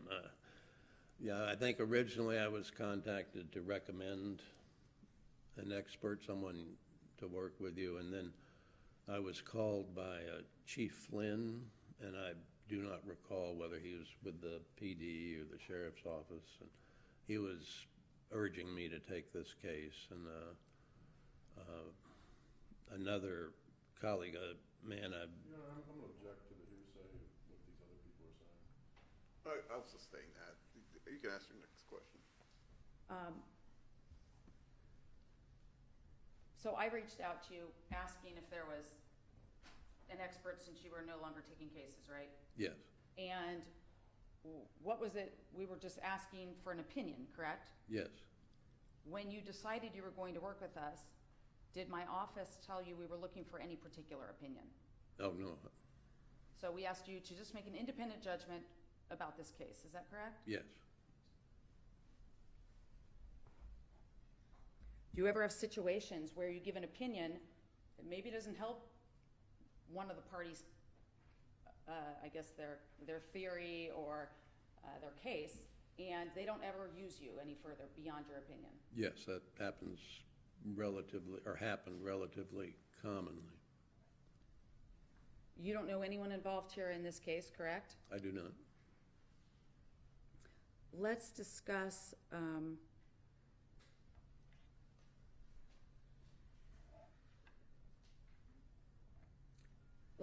discuss the law and standards that apply when we're judging an officer's use of force. Tell the ladies and gentlemen of the jury what standards we use, the prevailing standards in case law.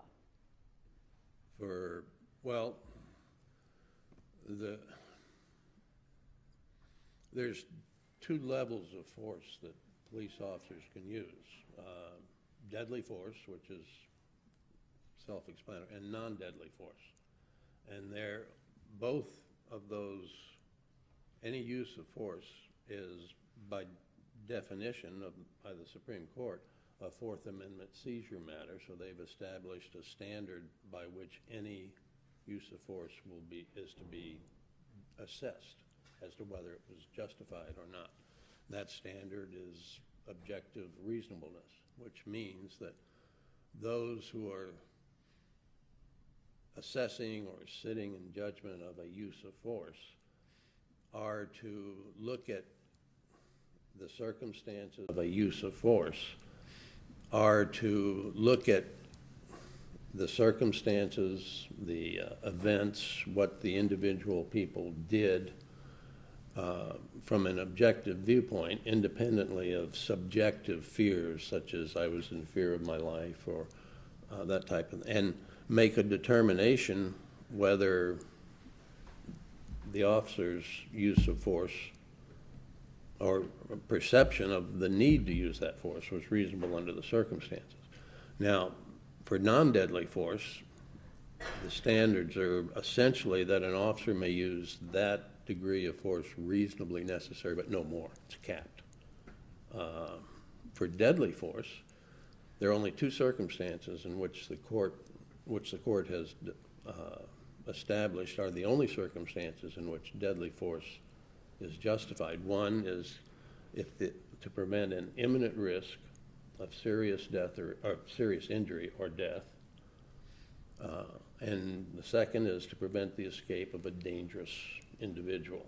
The court defined a dangerous individual as someone who has inflicted or attempted to threaten to inflict serious injury, but most departments have pulled back from that and have a much more stringent policy regarding using deadly force for prevention of escape.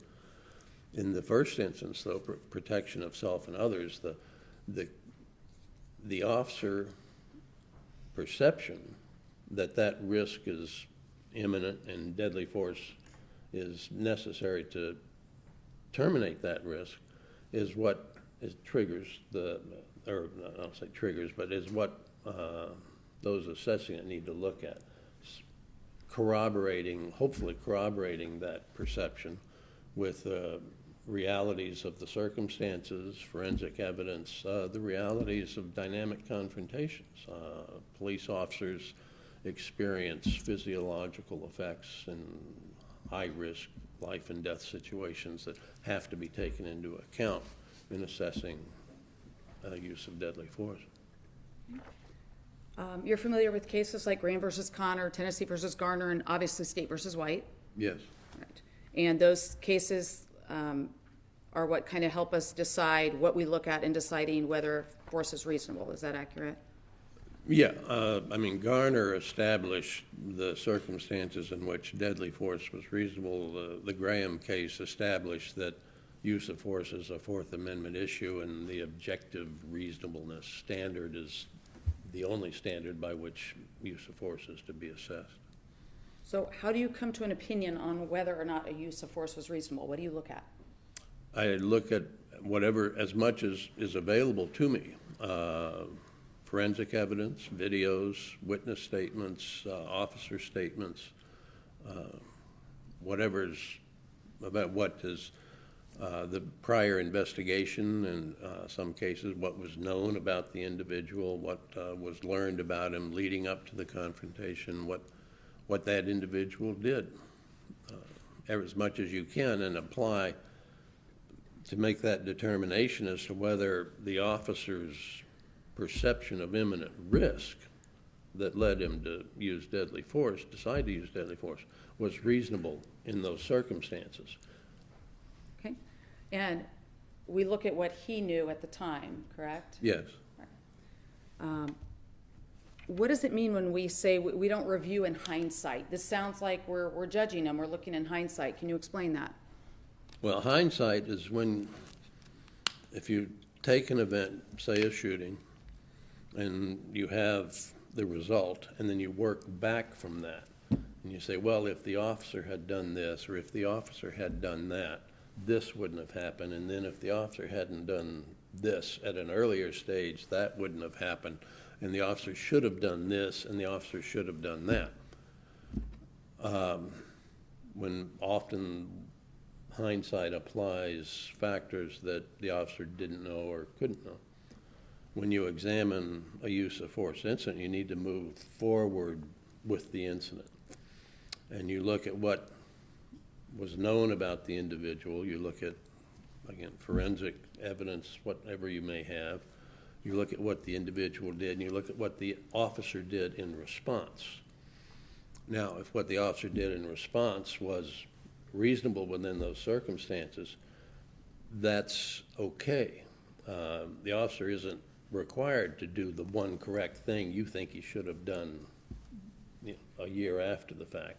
The officer's required and trained and expected to act reasonably based on the exigencies and the urgencies of the moment.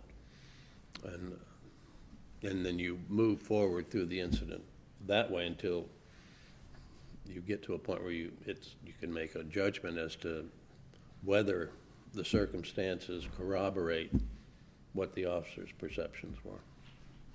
And you've mentioned in your report, you look at factors. We look at the totality of the circumstances, such as the severity of the crime. What's the importance of these factors? What are we looking at? Well, different people have different levels of dangerousness. I mean, that's what you're looking for. The severity of the crime. You would approach an armed and violent bank robber a lot differently than you would approach somebody who was late on his child support payments. It's just, those are the factors that lead officers to make a judgment as to how much risk this particular individual or situation could embody, and hopefully be prepared accordingly. Risk rises and falls, and officers are trained and expected to recognize changing circumstances and react accordingly. You can't just initiate a response at the start of a confrontation and apply that response as a blanket response throughout a confrontation. It may well be necessary, but that's one of the things you need to look at is as circumstances vary, officers are trained and expected to recognize changes in circumstances and adjust their response accordingly, given physiological realities and time constraints. Are factors, when we're looking at the use of force on the parties involved, factors such as a person's size or skill level, are those things important? They are, again, depending on what the officer knows. An officer breaking up a drunken bar fight in a remote logging camp is going to react a little differently than an officer breaking up a drunken bar fight in a local university frat house. Again, it's what do they know and what can they reasonably surmise from the circumstances that they do know. When an officer is trying to consider whether a person's a threat, are the things the suspect is saying to them important? That's certainly an important factor. If a suspect, I always told my students and officers, if somebody's telling you they're going to kill you, it's okay to believe them. You don't need to wait for them to actually try to do so, to take some sort of protective act. It may not be shooting them, but certainly be on your guard and be prepared to respond more drastically than you may have thought you needed to. And on the flip side, if someone said, I surrender, well, maybe you don't necessarily need to believe them. Should an officer consider that in the totality? Yes. Again, it depends on what the person being confronted does. And if a person is resisting arrest and then gives up, the level of force being used needs to be adjusted. And what does it mean when we say stop the threat? It means ending whatever it is that threatens your physical safety, your health, well-being, your life, or someone else's. Now, the standard is that you can use deadly force to prevent an imminent risk of death, or actually, standard really, it doesn't even mention death, it says serious injury. And what is serious injury is often debated. Some states have statutorily defined serious. I think Alaska is one. I've done a couple of cases up there where they have a statutory definition of serious injury. I don't know what Ohio's, but that's the standard. You can prevent serious. Now, that means deadly force can be preemptive. You don't have to wait for someone to actually hurt you. You don't have to wait for someone to actually try to hurt you. Although many police officers do get to that point because they're reacting. But it means if the circumstances are such that, if you're approaching someone you recognize as dangerous, who has done dangerous, violent things, and is believed to have been armed the last time he did a dangerous, violent thing, and you approach him and he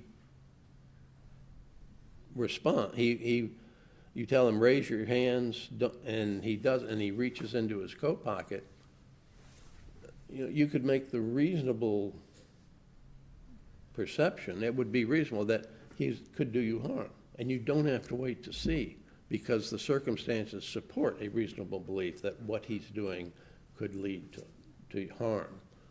On the other hand, if you approach someone who's not dangerous, not violent, and you give them the same commands and they do the same thing, you're going to have to wait a little bit longer and maybe see what they pull out of their pocket. There's a higher level of risk you're going to have to take on yourself because there's no corroborating circumstances to say, yes, a perception of imminent risk of serious injury is reasonable in these circumstances. When, in that case, it wouldn't be. So let me circle back a bit. So someone can no longer be a threat either because they stop the action, they maybe put their hands up, they maybe run away. Would that be accurate? Yeah, or they've been shot and fall down. It behooves the police officer to recognize when the threat ends and stop applying deadly force. Now, frequently that takes a little time, again, because of the physiological responses, and people don't react as fast as they do in the movies. So if somebody is posing a threat and the officer is shooting and it's a dynamic threat, and I'll tell you, no officer knows whether he's hitting his antagonist or not. You don't know. That's why they're trained to keep shooting till the threat ends, till they perceive that the threat ends, but it can take time. The individual can, if we look back at it, we can pinpoint a point and say, well, at this point, he's no longer an individual or a threat. But nevertheless, a couple of shots are fired a second or two after that. That's what you might call the biological, physiological inertia. An officer's engaged in a trained reflex, he's shooting, he's protecting his life, the threat disappears, and it takes maybe a second for that awareness to get through to him, and in the meantime, he's still shooting.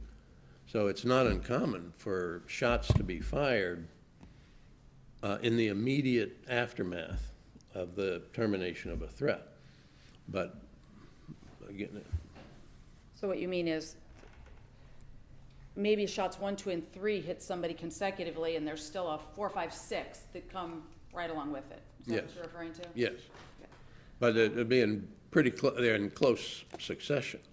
When police officers are shooting to protect their life, they shoot fast and they shoot a lot, which is what they're trained to do. And with modern weapons and modern training, a police officer can fire, 4 or 5 rounds a second. That's not unusual.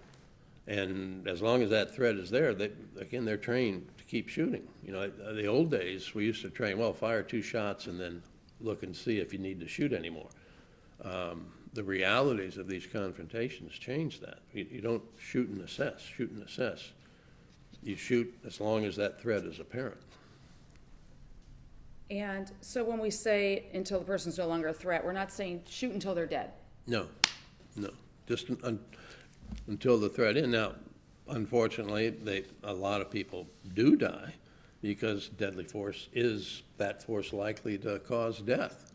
But the intent is not to kill them. The intent is to stop them posing or acting in such a way that they are a threat to the officers and others. And as soon as that action is stopped, the justification for deadly force disappears. They don't finish off the wounded. So now let's get into this case.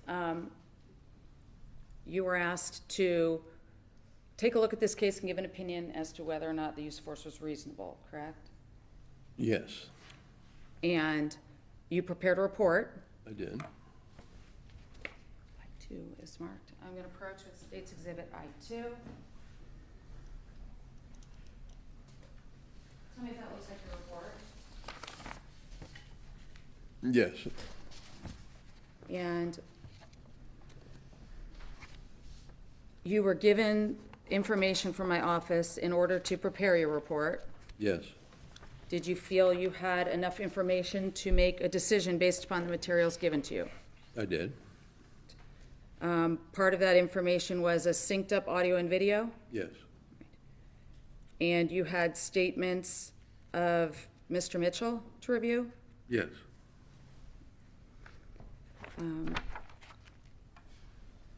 Looking at your report, you start out by discussing kind of a rendition of the facts of what happened here. Would that be accurate? Yes. And I think you note that Mr. Mitchell was ill-prepared, I'm trying to find the exact language used, to perform his job. How is that relevant to the analysis here? I think that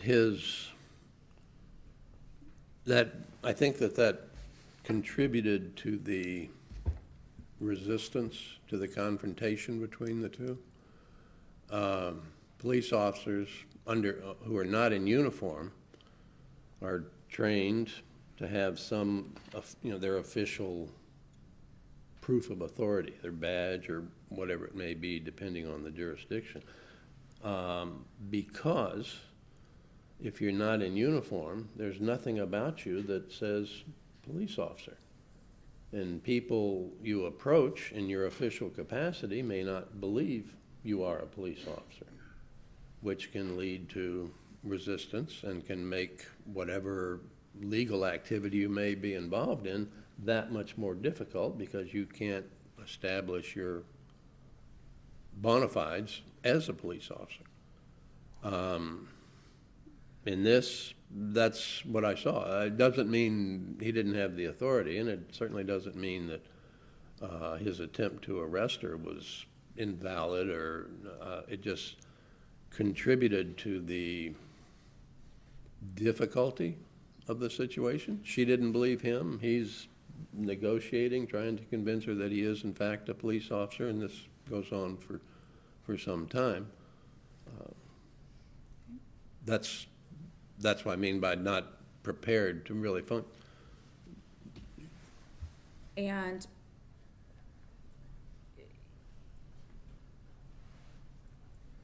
did you find in this situation that at one point in time, Mr. Mitchell may have been justified in using deadly force? Yes, relatively immediately after the point he was injured.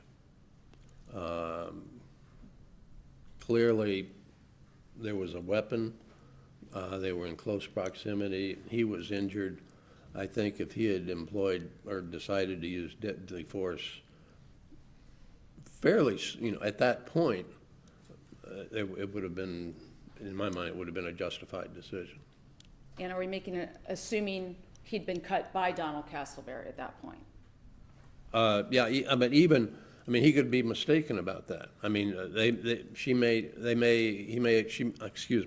she she may have displayed the knife, and he very well could have been reaching for it and impaled himself on it. I don't know.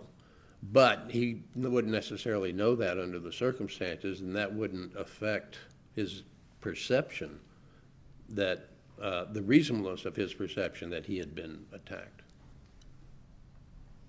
So you found that at one point, while he may have been justified, what was your opinion when the circumstances changed, and when did they change? For me, the circumstances changed when, after he had been injured, and he opens the door, and I could see on the video that you can see his head outside the car, and you can see her moving into the back seat. Now, to me, that tells me that she's not attacking him. She's trying to get away, and that's as far away from him as she can get, is the back seat. And at that point, the circumstances are changing, and they continue to change. She's in the back seat, as far away as he can get. She's not. He suffers no further injury. She's verbally pleading and submitting and giving up.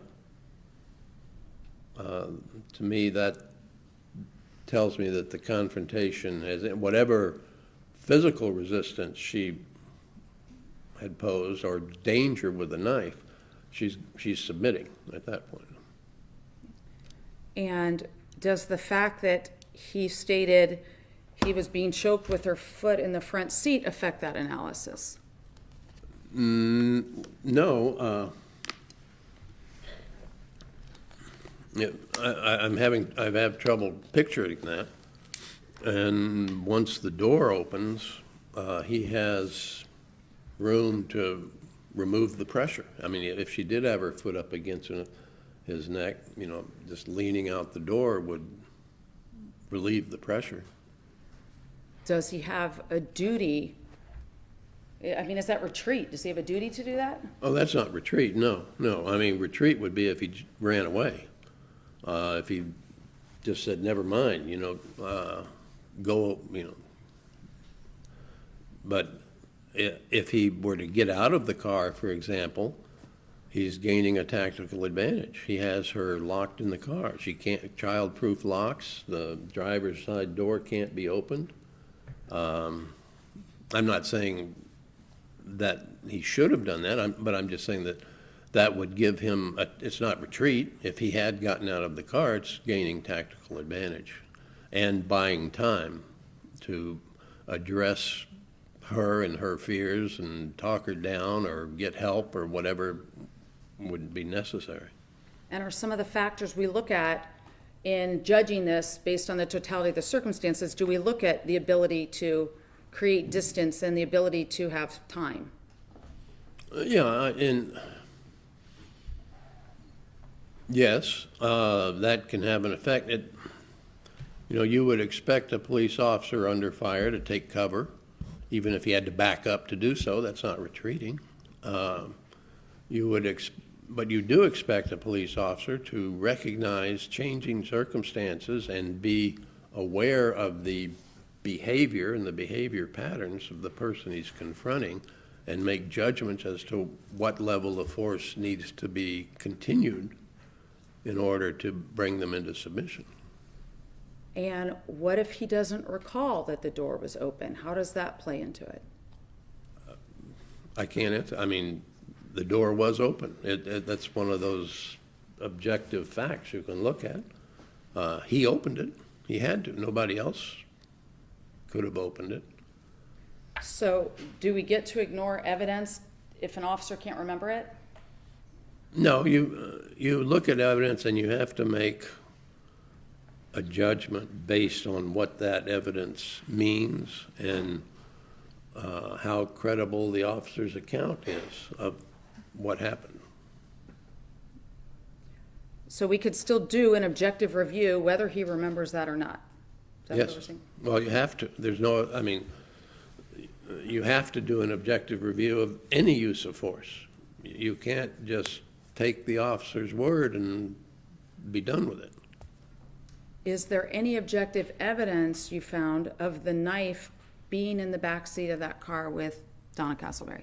No, there's no damage to the car, there's no damage to the upholstery, there's no indication that she was trying to attack him. At one point, when he let go of her hands and was getting his gun out, if she were attacking him, I would expect there to be additional injuries.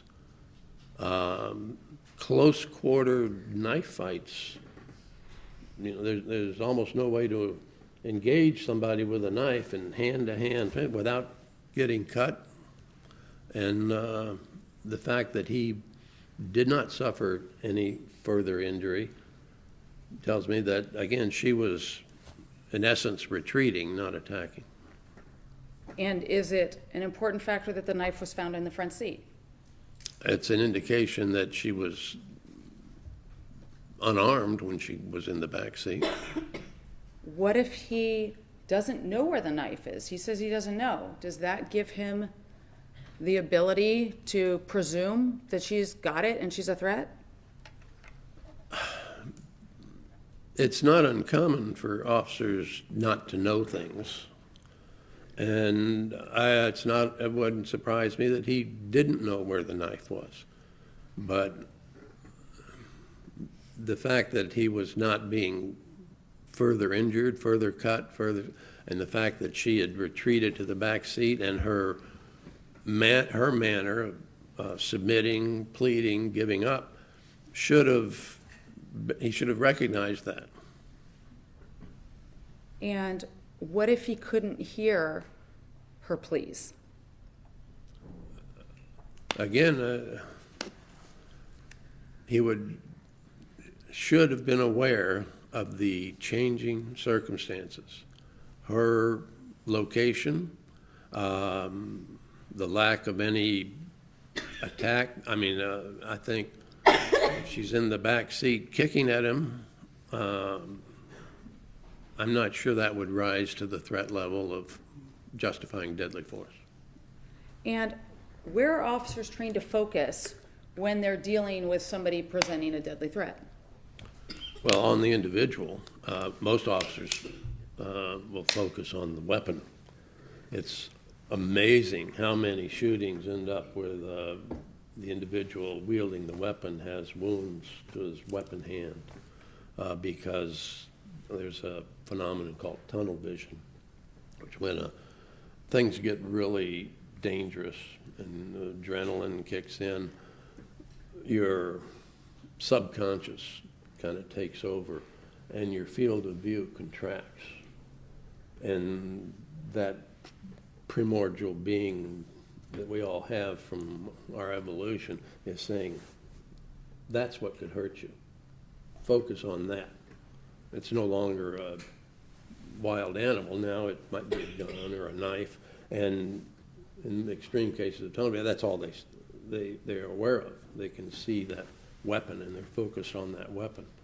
With training and experience, officers can widen that field of view some, and they can look around, there are various measures that can be brought to bear, but it's common. It's one of the most common physiological reactions to a dangerous situation is the sudden tunnel vision. So most officers say they're looking at the suspect who presents the threat, and many of them are actually looking at specifically at the weapon that is being wielded. Your report talks about the moment of decision to use deadly force. When you say that, are you talking about when the officer puts it in his mind or when he actually begins to start? No, when he actually makes the decision to begin shooting. When the assessment of a deadly force confrontation, the most important factor is that first shot.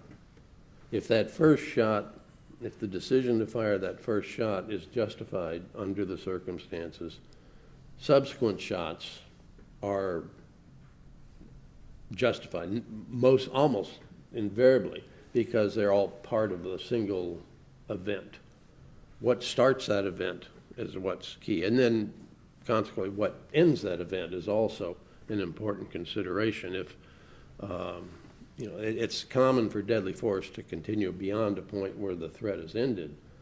but it wouldn't be acceptable for deadly force to continue minutes after a threat is ended, or, you know, long after the stress has ended. So if an officer is feeling a threat at a certain moment and decides, I'm going to get my gun and shoot, but doesn't have his gun yet, and then circumstances change because he decided and may have been justified at the moment he thought about it before he reached for his gun, does he get to then later shoot? Again, the act of deciding to shoot has to stand alone, independently of what the officer may have thought or said beforehand. If, at the moment he decides to shoot, the circumstances support a perception of risk, a reasonable perception of risk, it doesn't matter what he thought before. I mean, he may have thought, you know, the day before, I'm going to force a confrontation and shoot somebody, but he doesn't. And then he gets into a situation where somebody tries to injure him, and he does shoot them. You have to restrict yourself to that specific moment, not what went before.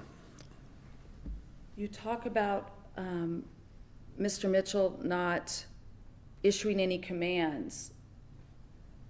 Are commands required? They're certainly trained. Officers are trained to tell people what they want them to do and to keep telling them what you want them to do until they do it. And so it's unusual to see, to me it was unusual that he, from the moment he was injured to the end of the incident, he never said a word to her that I could tell. So you didn't hear anything like, show me your hands, or things were? No, or stop, or back off, or drop the knife, or, Do you recall hearing profanity yes. from him? From Mr. Mitchell? Yes.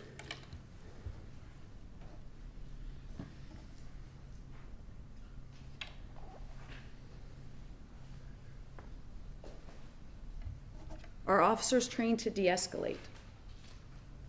Increasingly these days, there's an expectation that police officers will recognize changing circumstances and de-escalate accordingly.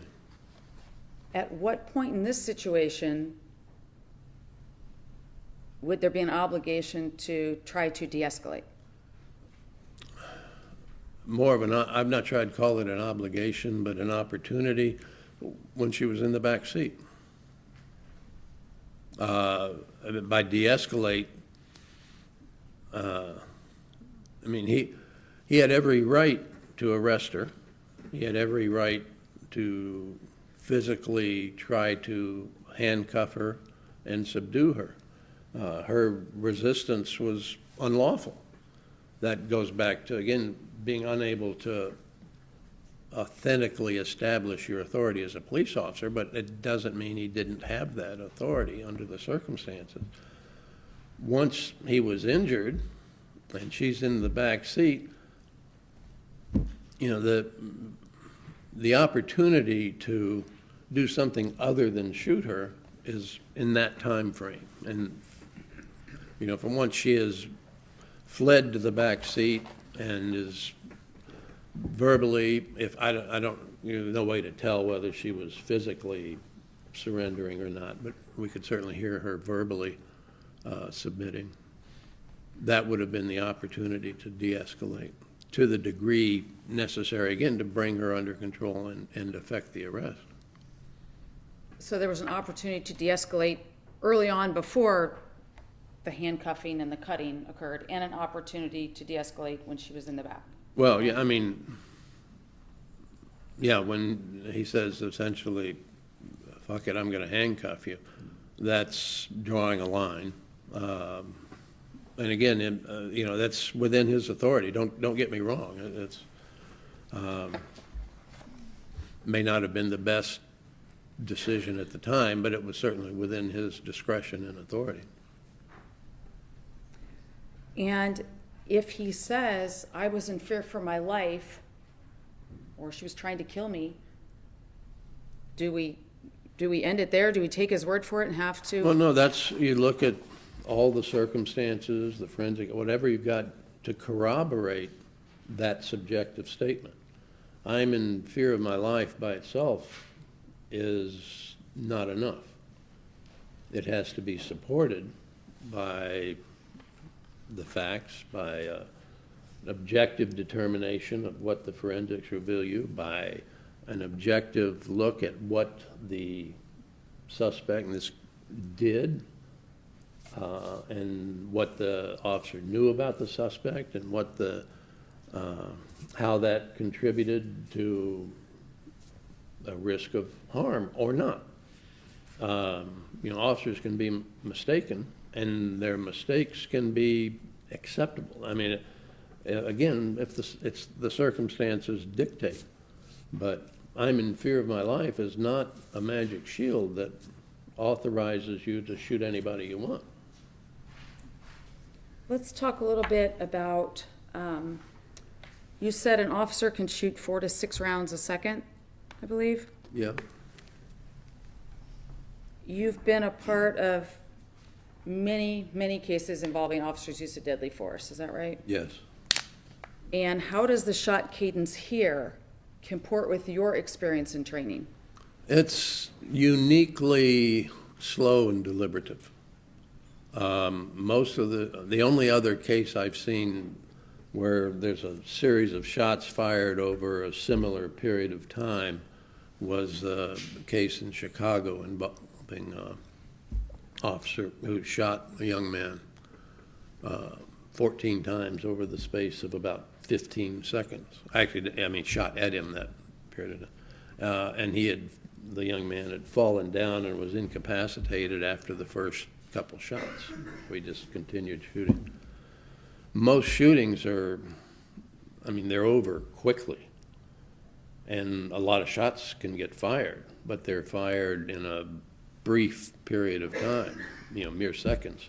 It's unusual to see, in this case, 6 shots spaced out over a 15-second period of time. That's unusual. And you were aware that the gun jammed here, Yes, correct? So that gun couldn't have fired anymore if he had even continued to pull the trigger, right? at that point, I mean, you'd have to clear the jam for it to continue firing.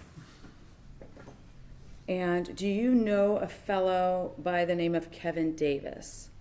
I do not. So you're not familiar with any book or literature he may have written? I've been made aware that he's written a couple of books. I know he's been retained by the defense, but I have no personal knowledge of him. And did you review his report as part of your I did. work here? Did you find anything troubling in his report? I'm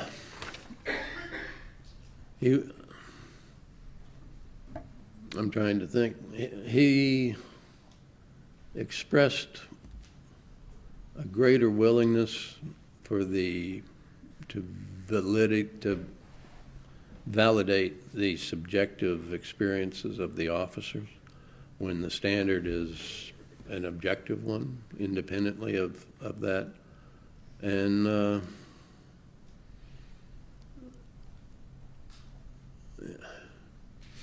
there's more, you have to look so much at what the suspect does and what the officer does in response to that and make a determination as to whether the officer's responses are corroborated, supported by that. And I found him unpersuasive. Did you find whether or not he discussed the need to reassess or react to changing circumstances? I don't believe he did, no.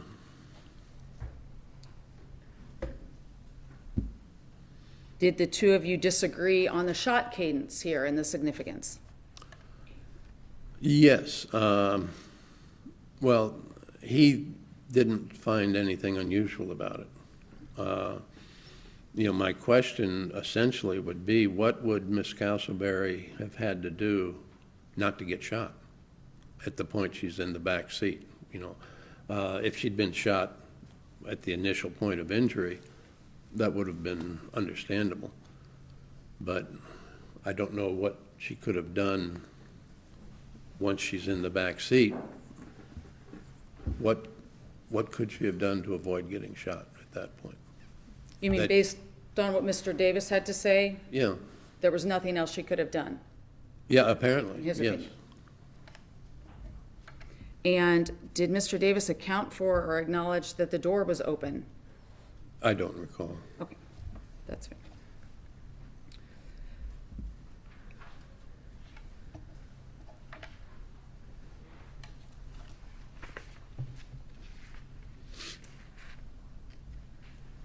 I believe at one point the term reasonably necessary appears in your report. You're not saying that reasonably necessary is the legal standard here, right? Oh, no, no.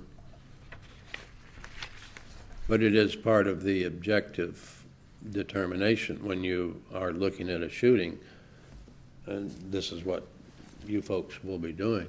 You need to make an objective determination as to whether it was necessary at whatever point. So based upon your expertise, knowledge, training, years of experience and familiarity with the law, what was your opinion as to whether or not Andrew Mitchell acted in an objectively reasonable fashion in shooting Donna? My opinion essentially is that his decision to use deadly force was not reasonable under the circumstances at the time he made that decision. Nothing further at this time. I'm sure Mr. Collins has. Councilwoman Roach?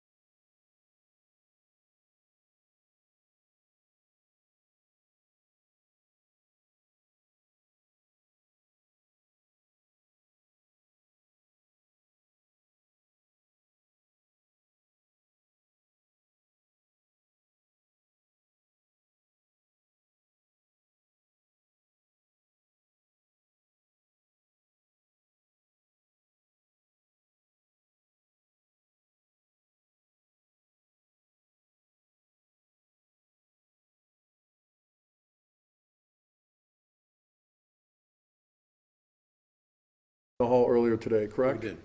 Along with my partner, Caitlin Stevens, we represent Andy Mitchell in this case. First and foremost, I think you did some time for the Navy, correct?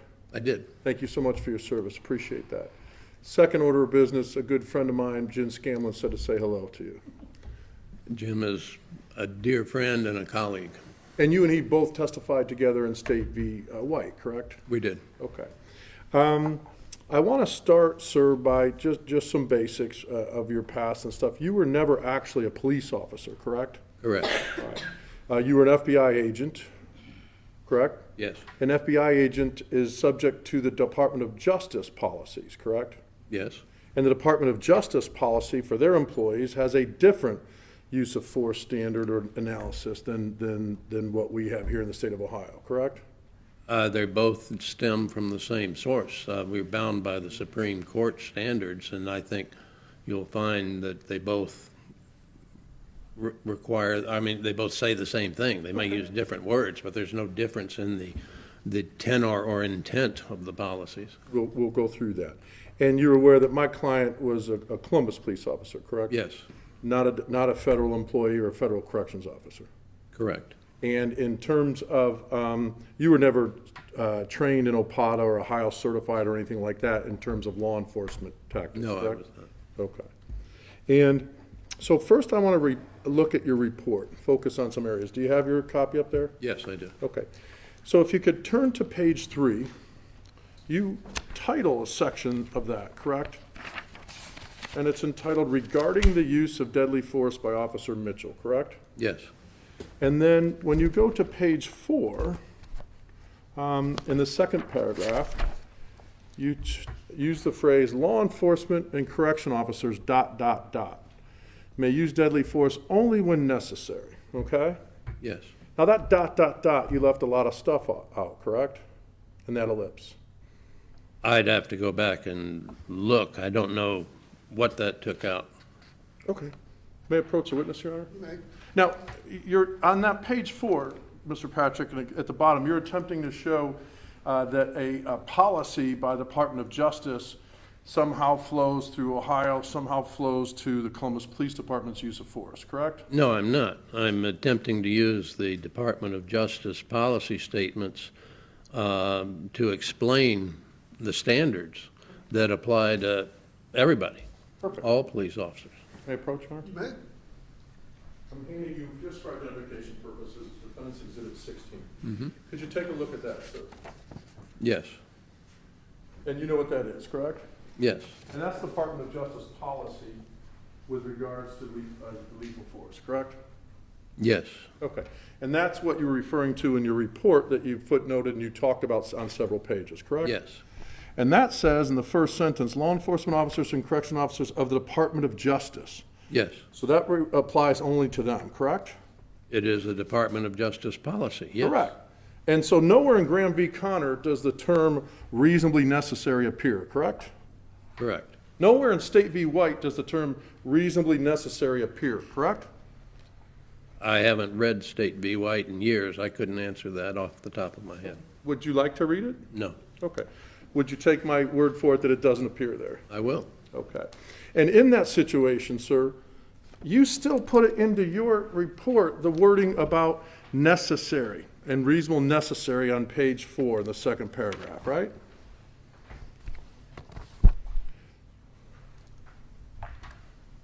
Right after the ellipse, may use deadly Yes. force when necessary, Only right? when necessary, yes. Okay. But again, you just agree with me that it's not in the constitutional law of Graham v. Connor, and it's not anywhere in the state of Ohio's seminal case, State v. Ohio, correct? I can't imagine that Ohio wouldn't want the deadly force to be necessary. That wasn't my question, sir. My question is, Graham v. Connor controls State v. White for the state of Ohio, correct? Yes, And nowhere in there does it use the words reasonably necessary or necessary, correct? correct. You put those words into this report, correct? Because I was quoting the Department of Justice policy, yes. That only applies to federal law enforcement officers and correction officers, correct? Yes, And you're aware he's not that, correct? yes. Okay. Other things that you didn't put in your report, or that you do in the report. All right. Let's go to nowhere, you talked to Ms. Pritchard a little bit about an officer can be mistaken, right? Yes, They can be mistaken about a belief, correct? yes, As long as that's reasonable, correct? yes. And nowhere in your 8-page report do you ever mention the term mistaken belief where an officer can be mistaken, correct? Correct. You specifically left that out of your report. Correct? Yes, I did not, I didn't use that term because I didn't see any reason to. You didn't anticipate that potentially Mr. Mitchell's belief could be mistaken about whether or not Ms. Castleberry was a threat in the back seat, or whether or not the door was open, or whether or not she was a threat as she passed by him? That's common sense, correct? Yes. Very good. Next, on page, your timeline events, okay, on page 2, if you go to page 2, sir. All right. Paragraph 3, okay? And Mr. Patrick, I apologize. Sometimes I go very fast, so at any time if I go too fast, please let me know, all right? Sure. Okay. So are you with me now at the timeline on the paragraph 3 on page 2? Yes, And you walk through different things about what you hear, correct? yes, Different things at times of what you see, correct? yes, Now, when you base that timeline, you're basing it on information you've reviewed, correct? this is based on the video, yes, Okay, but you had reviewed my client's written statement, correct? yes, Okay, you had reviewed his testimony under oath at prior times, correct? yes, And at nowhere in that timeline do you mention anything about the choking situation, correct? correct. Okay. You were aware of it, right? I was aware of it, yes, Okay. And you mentioned to Ms. Pritchard that on direct that you had a hard time visualizing that, right? yes, Okay. So let's try to hypothetically, I'm seated in a seat and I'm belted in, okay? I have my seatbelt on. You're aware Mr. Mitchell had a seatbelt Yes. on, correct? And Ms. Castleberry had her seatbelt off, correct? yes, Okay. And at some point in time, there was a struggle over the handcuffs, correct? yes, And at that point in time, he's still seatbelted in, correct? yes, And at some point in time, there's a struggle, right? yes, Non-compliance by Ms. Castleberry to being under arrest. yes, My client announced that he was going to place her in handcuffs, right? he did, Long before he said, F you, right? yes, Long before that. Then he tried to handcuff her, correct? he did, There was a struggle, right? yes, And then on your timeline, she's got a knife, she cut me, right? yes, Based on what you read in my client's statement as well as his testimony, you then realized that my client had a struggle with her to gain control of the knife, correct?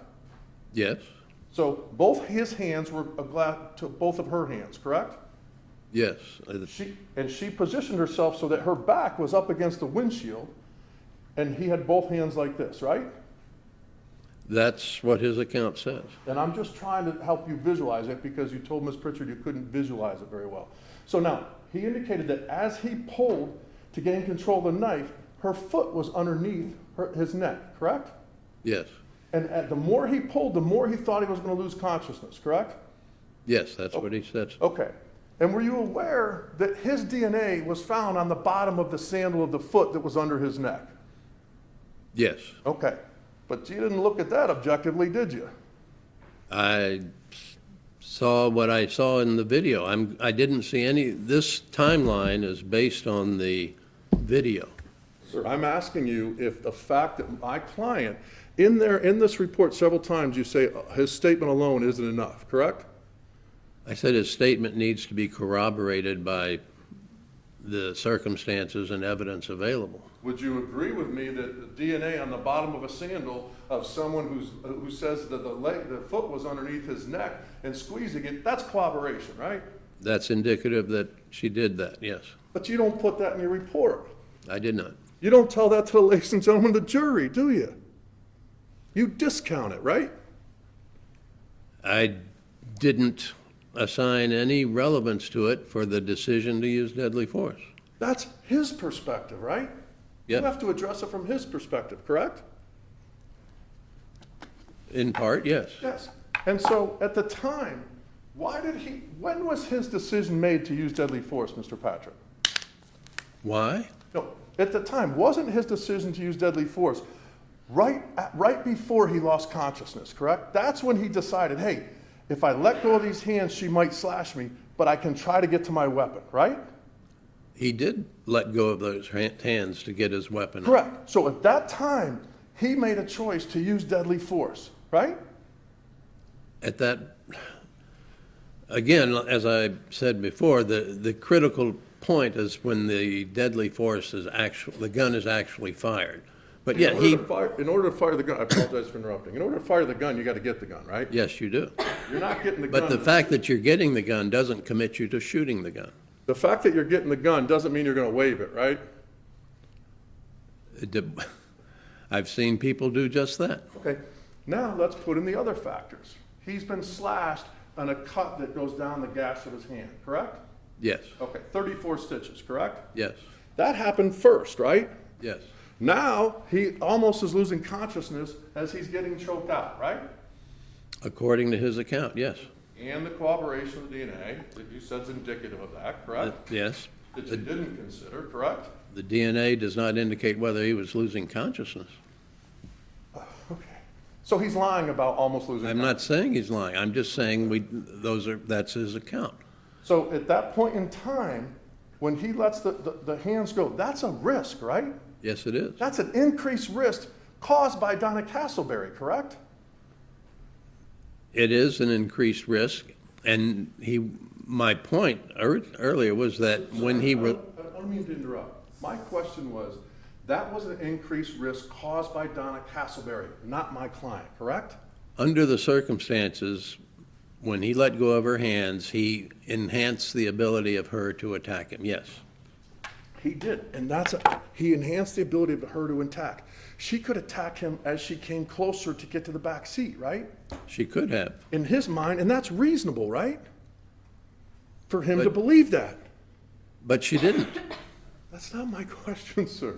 No, but that's the answer I can give you. No, the question is it reasonable for him to believe that after he's been sliced once and after he's choked, as he lets go of the arms, you just said it increased the risk of the chances of her enhancement to attack him, correct? Yes.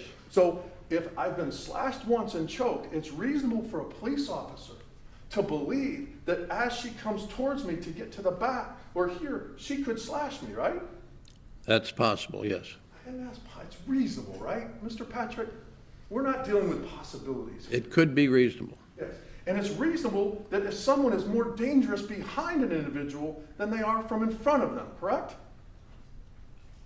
Again, depending on the yes, it's possible to be more dangerous behind. But this was not a surprise attack. This was not an ambush. She was retreating from him. Sir, a surprise attack? He never saw the knife the first time. That's a surprise attack, correct? That was. So okay.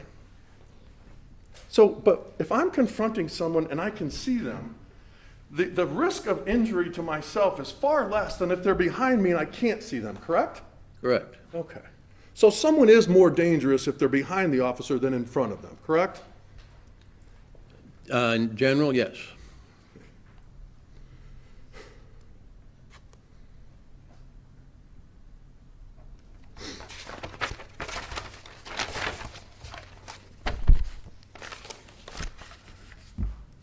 All right, I want to switch gears, okay, and talk about threats, all right? You would agree with me that attack with a knife is violent, correct? Yes. You would agree with me that verbal, I'm not going to be handcuffed, is a sign of noncompliance, correct? Yes. Resisting is a threat indicator, correct? Yes. Physical assault is a threat indicator, correct? Yes. All danger cues, correct?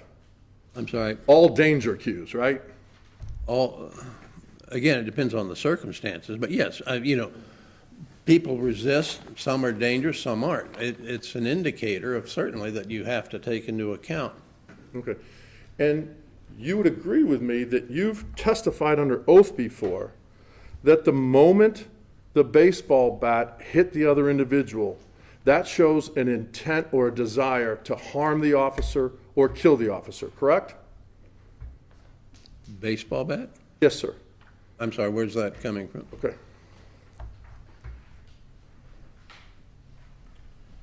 You had previously given a deposition before in a state of Jonathan Fontes versus Broward County Sheriff's Department, correct? That's been a while. I don't remember Okay. the details.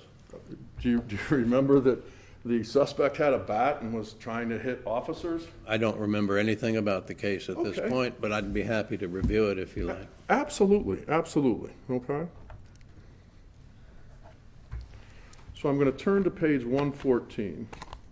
And for identification purposes, we've acknowledged this as Defendant's Exhibit 15.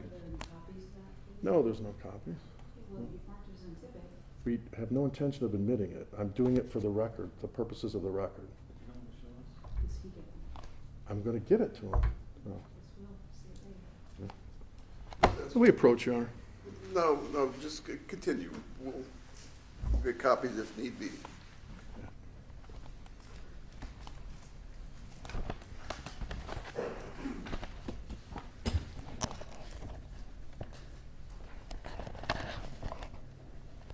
May I approach the witness, Your Honor? Nay. Okay. You're familiar with when you testified in the estate of Jonathan Fontes versus Broward County Sheriff. It's, take a look at this, I'm sorry. Okay. Okay. And you were under oath, correct? I don't recall, yes, but I don't recall the details. All right, well, I'll turn to page 114, okay? And you can go ahead and read a question or two. Take your time and read that page, okay?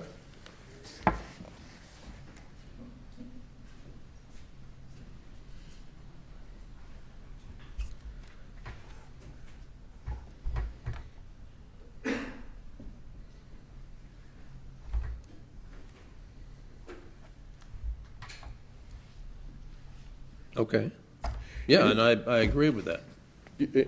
But tell the ladies and gentlemen of the jury, you actually say that at the moment the contact the bat makes with the individual, the suspect's intention is clear that they're going to continue to harm, to cause serious physical injury or death, This correct? yes, in this case, I will quote from this document, the accumulative effect of his behavior, the attacker, I'm presuming, really don't recall this, his continuous fighting, his continuous resistance, his aggression. You know, the moment he hit Wagers, the police officer, in the head with a baseball bat, he established that he was willing and intending to kill that police officer.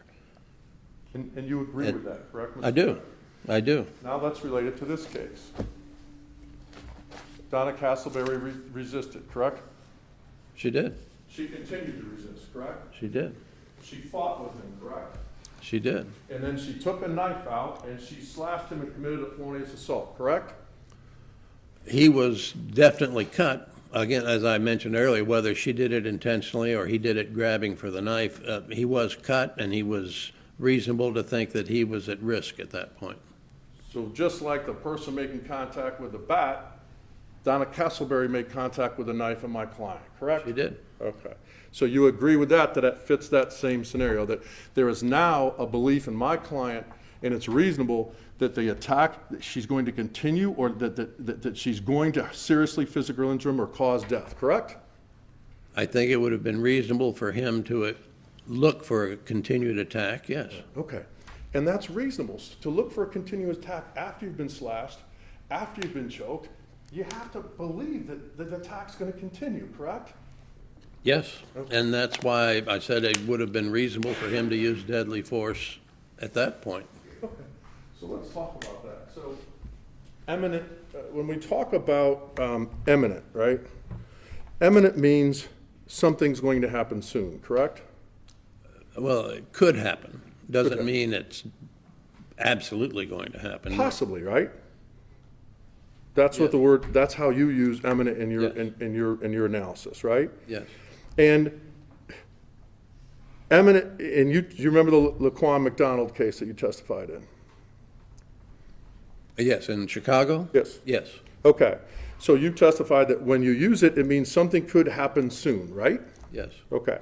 And you would agree that a person who is unarmed can still be a deadly threat, correct? yes, You would agree with me that an officer is authorized to shoot to prevent an imminent attack from becoming an actual attack, correct? yes.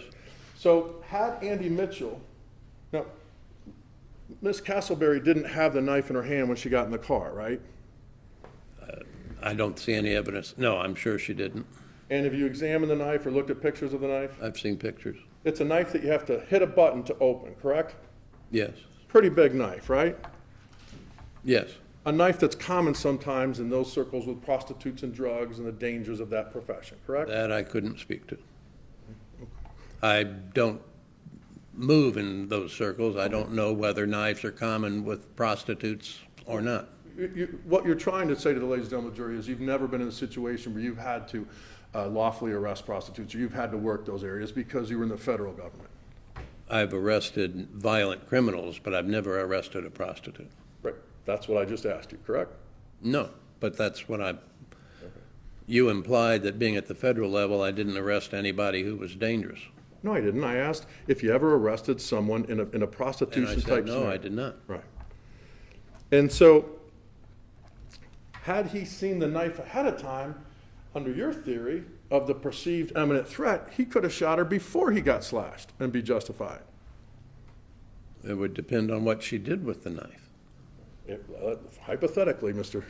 Patrick, then he sees her with a knife, he sees the knife coming at her, if he was able to, he's allowed to shoot and use That would be justified, yes. May I finish my question? He's allowed at that point in time to use deadly force against her before he receives an injury, correct? Yes, Okay. And then you also testified to Ms. Pritchard that he's allowed to do that recently right after that, correct? yes. After receiving it, okay.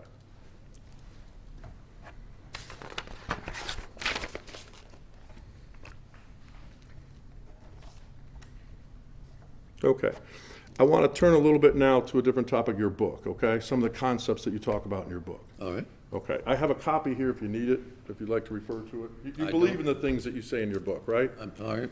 You believe and adhere to the principles in your book? Yes. Okay. You're proud of this book? Yes, Okay. And you reference it many times if you testify or if you're trying to form an opinion, correct? yes. Okay.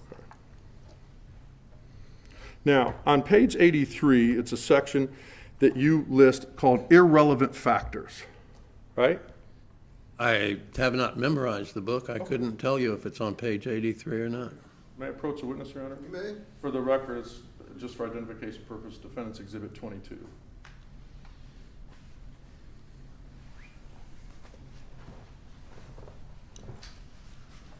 Sorry about the highlights, Mike. No, don't worry. That's a copy, I apologize, that's a copy of your book, correct? Yes, Other than some of the notes aside as a highlighting, that appears to be the same as it was. okay, All right, so on page 83, you talk about irrelevant factors, right? yes, The first irrelevant factor is the subject intent of the officer, correct? yes, It doesn't matter what the officer thinks, correct, in terms of the subjective intent. yes, I think I had that same conversation with Ms. Pritchard. And Graham v. Connor explicitly prohibits that, correct? Yes, Okay. And so the second one, factor, irrelevant factor, is the subjective intent of the suspect, correct? yes, And there you say, not allowed. It doesn't come into the analysis of whether or not force is reasonable, correct? correct. It's an irrelevant factor. Yes, because it Okay. can't be known. All right. So, and they are irrelevant, and you've also testified and given a quote, or in that book, I'm sorry, an officer's intent is irrelevant because the standard is reasonableness. The standard intent is irrelevant, the suspect's intent is irrelevant, and I quote, because it requires very little mentation to be dangerous. Even a rattlesnake is dangerous, but does not possess the requisite mental capacity to be prosecuted for homicide. You've said that in your book, correct? Yes, Okay. So the intent doesn't matter for the suspect, correct? yes, it's not, It's a- because it can't be known. It's an irrelevant factor. Yes, Okay. However, in your report, you refer to intent of Ms. Castleberry in your report. Do you have your report there, sir? I do. Okay. And in your report, page 2, paragraph 2, the first sentence there, sir. Yes, Castleberry did not believe he was a police officer, right? yes. You're inferring intent there, correct? I thought I was just repeating what she was saying. I mean, it's evident from the video that she didn't think he was a police officer from the soundtrack. You're an expert that testifies all over the country, and you're an expert that your words matter in your report. And your report says Castleberry did not believe. You're making the determination in your mind that she didn't believe him, correct? I did, yes. And that's exactly opposite what you say in your book. An irrelevant factor, correct, Mr. Patrick? I don't, intent to cause harm is unknowable and irrelevant. A rattlesnake is dangerous, but can't form the intent to hurt. The fact that she didn't think he was a police officer was manifestly obvious to me, and that's why I mentioned it. Okay, obviously to you, it manifests obviously. Let's Yeah. talk about that for a second. So, were you aware that she had a warrant out for her arrest on August 23rd of 2018? After the fact, yes. I mean, after I've looked at the incident, yes, Well, sir, you wouldn't know it before the fact because you didn't get it till about a year or two later, right? correct. So were you aware that she had all sorts of high amounts of narcotics in her system? I wasn't at the time. I have since been aware that she was, I'm having problems with at the time. What do you mean at the time? that I wrote this. So you wrote that without knowing that you had the case file with you, correct? I did, yeah, You had the coroner's report, correct? yes, In the coroner's report, there's a toxicology part that says high levels of cocaine, fentanyl, and a veterinary drug, correct? yes.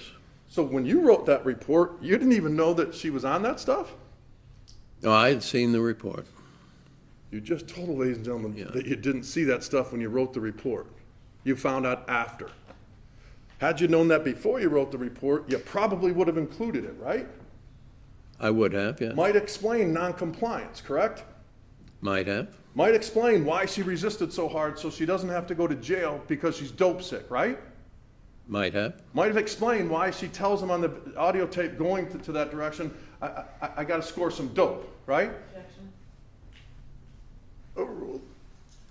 yes, Okay, so had you known all those things, you probably would have said, geez, the form of noncompliance, her irrational behavior, all of those things might explain why her manifest belief that he wasn't a police officer, correct? I might have, but the fact that she was on dope doesn't mean that she was more predisposed to disbelieving his status as a police officer. I don't, and I've never denied that he had the authority to arrest her or to confront her. So we're not talking about his authority to arrest her or confront her. We're talking about her physical actions towards him, what he perceived, correct? Yes, You indicated that you believe, in your report, you said her intent, Donna Castleberry, did not believe he was a police officer. Had you known that she had a warrant out, and in the state of Ohio, then, I think in other testimony I've seen, when there's a warrant out, you have to take him in, right? There's no discretion. yes, Did you know that there was a warrant out for her when you wrote the report? yes, Okay, so because there's a warrant out, because she has a drug system, it probably makes sense that she doesn't want to be incarcerated, correct? Yeah. That's a reasonable thing to believe, correct? yes, But you didn't take that into your consideration of her belief whether or not he was a police officer, correct? no, I did not, because, Okay, and then in terms of,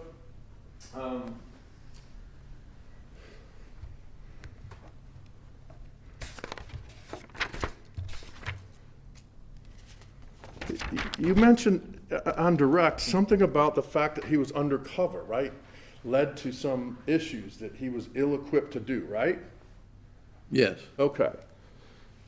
Isn't it true, sir, in that same deposition, that you told someone, let me just ask you, would you agree with me that whether a police officer is in uniform or undercover, it does not factor into the decision to use deadly force?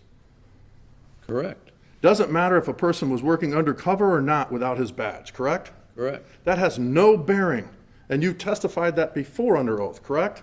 yes, So all this intent about whether he had his badge or not badge, or whether she believed him, that doesn't matter according to you and your prior testimony, correct? I wouldn't characterize that as intent, but no, it doesn't matter.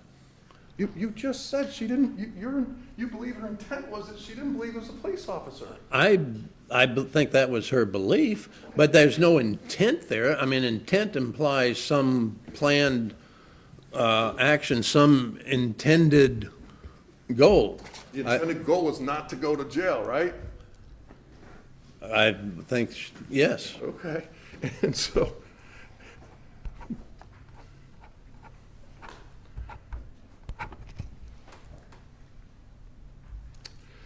Okay, so we've talked about the irrelevant factors of the intent on each party, correct? Yes. Now, you would agree with me that officers are trained, and I think you said a little bit of this, that officers are trained not to injure, correct? I'm sorry, Not to injure, correct? not to injure? Officers are trained when they shoot not to injure somebody. They don't. You they're- can't shoot somebody and not injure them. Sir, Maybe you need to, officers are trained not to shoot to wound, is that what you mean? There you go, yeah. Well, say that. You can't shoot somebody fatally or non-fatally without injuring them. Sure, You- but a wound is an injury, correct? Yes, Okay, so officers aren't trained to wound somebody, right? they are trained not to shoot to wound, yes. Officers are trained not to kill somebody, correct? They're trained, they might, I mean, the intent is not to kill, but yes, they are trained to shoot at the center of what they see. And they're trying to make the suspects incapacitated so the threat stops, right? Correct, So you would agree with me that officers are not trained to kill somebody? I agree.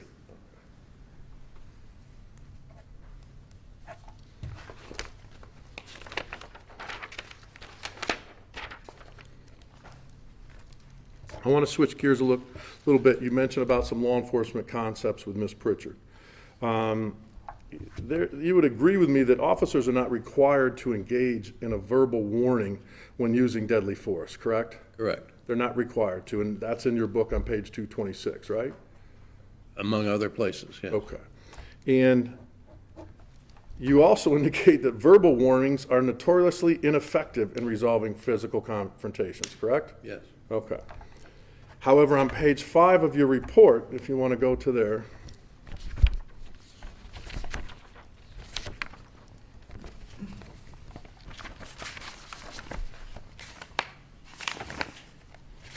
the third paragraph, first sentence, Yes, you criticize Mr. Mitchell for not giving a verbal warning, even though it's not required. yes, I'm noting, I mean, it's unusual for officers not to issue verbal warnings. Well, it's not They're required. not, it's not required, but it is unusual. And in your own opinion, you just said that it's, quite frankly, not very effective, right? Notoriously not effective. It is. Okay.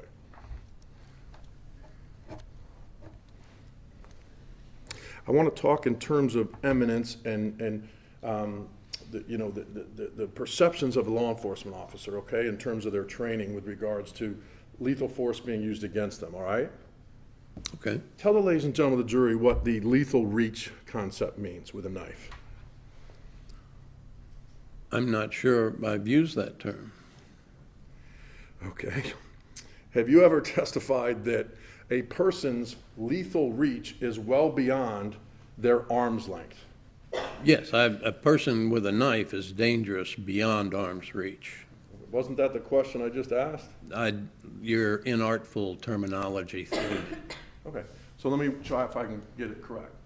The concept of lethal reach means that it is much further than a person with a knife extending their arm, correct? Again, I think we're talking about the same thing, but a person, because of the action-reaction cycle and because of the, individual denial and physical delays, a person with a knife can be dangerous. In other words, get to you and injure you with the knife far beyond arm's reach.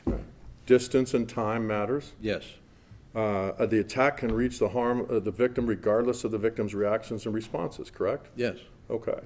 And lethal reach, actually, you use it and define it as distance and time within the attack can reach and the harm the victim regardless of the victim's reactions and responses, correct? yes, It involves the physical surroundings of the event that it occurs in, correct? yes, Okay. So in this situation, were you able to go out and view the car? I have not seen the car. And your report is dated? I mean, I've seen photographs of the car, but I've not. The report is dated June 28th, 2020.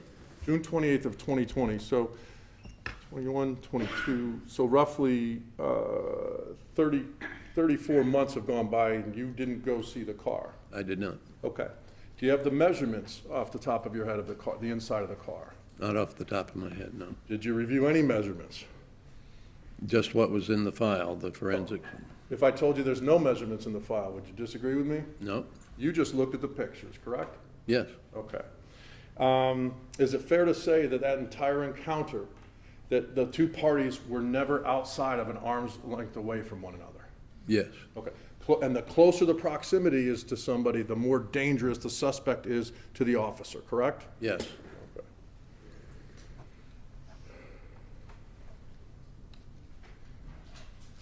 Now, you're aware after reviewing my client's written statement and testimonies that my client believed that when he let go of her arms, that she still had the knife, correct? Yes. Okay. And that's a reasonable thing to believe, correct? Yes. Okay. And then, as indicated, Ms. Castleberry came towards him to get in next to him, correct? Yes. So if my client had a reasonable belief that she still had the knife when she went in the back seat, it's reasonably for him to perceive another imminent threat, correct? Yes.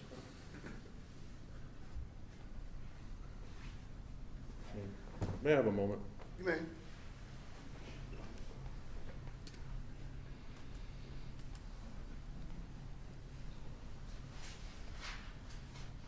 Carla, could you read back that question and answer for me, please?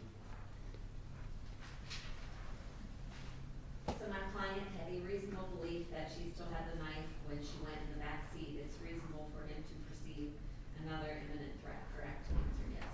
That's what they're trained to do, right? To perceive that. That's reasonable for him to believe that, correct? They are trained to recognize circumstances and suspects and what they do and respond accordingly, yes. So at that point in time, when he gets the gun and starts to fire, you're saying that he's not justified? You just said that it's reasonable for him to believe that she's an imminent threat as she goes from the side to the back. Yes, and then things change. The circumstances continue to evolve. Let's talk about things changed. You can't see anything in that back seat, correct? Correct, You don't know what she was doing in that back seat, correct? correct. Have you reviewed the paths of the bullets? Yes, Okay. One is going upwards to the left, correct? yes, One is going downwards to the right, correct? yes, One is flat, right? yes, That's consistent or corroboration of objective stuff that the person's moving around, the target's moving around, correct? or it's evidence that the police officer is firing unaimed shots from an awkward position where he can't bring his sights to bear. Not the question I asked you, but I appreciate the answer. The question I asked you is that the different angles of where the bullets are going is common sense consistent with the target might have been moving, correct? That is a possibility, but the most likely one is that the police officer, under stress, when officers get into shooting situations, their firearm skills diminish drastically. So now They- you're determining what's most likely in these scenarios? Isn't that hindsight, sir? No, You're trying to say it's I'm looking at the spread of the shots, and that's what I would expect from a severely stressed police officer. You realize from the coroner's report that she had soot and stippling in her leg, correct? Yes, Okay. And that comes from a gun has to be from 0 to 18 inches, correct? yes, Okay. And one of your premises, a premise that you have is she's just sitting in the back center, right? I don't know whether she was just sitting there, but Well, wait a minute. In two or three places- she's pressed, she's in the back, she's retreated as far as she can get. Sir, 2 or 3 times in your report, you say as she was seated in the back seat, correct? Yes, Okay. If someone's seated in the back seat, let's go under that premise, right? Now, in order to get a wound in this part of your shin, you see where I'm pointing? yes, That bullet came out of the calf, right? Yes, And then it went up into the thigh, correct? yes. That would be impossible to receive that wound if you were sitting in the back seat, correct? The bullet would have left the calf and went into the seat that It they're would sitting depend on. on where her leg was and how it was bent and but I'll guarantee, I'm sure she was still sitting in the back seat, even though her legs may have been bent or moving. Exactly, so you don't know where she was and if she was sitting. You don't know if she was standing up hunched over. You don't know, correct? If she had the knife and was swinging it at him in the back, correct? I don't know that. That's reasonable that it could have happened, correct? My review of the circumstance, no, but it could have happened, yes, but I don't think it's likely that she was swinging the knife at him from the And back is seat. there anything in Graham v. Connor and State v. White that gives an expert the authority to say, I don't think it's likely, sir? You've never, that's not in Graham v. Connor, it's not in State v. White, correct? No, There is no standard that says it's probably the most likely thing, because you're speculating about everything, correct? no, because I'm rendering an opinion based on the numerous shootings and the analyses I've done. It's a,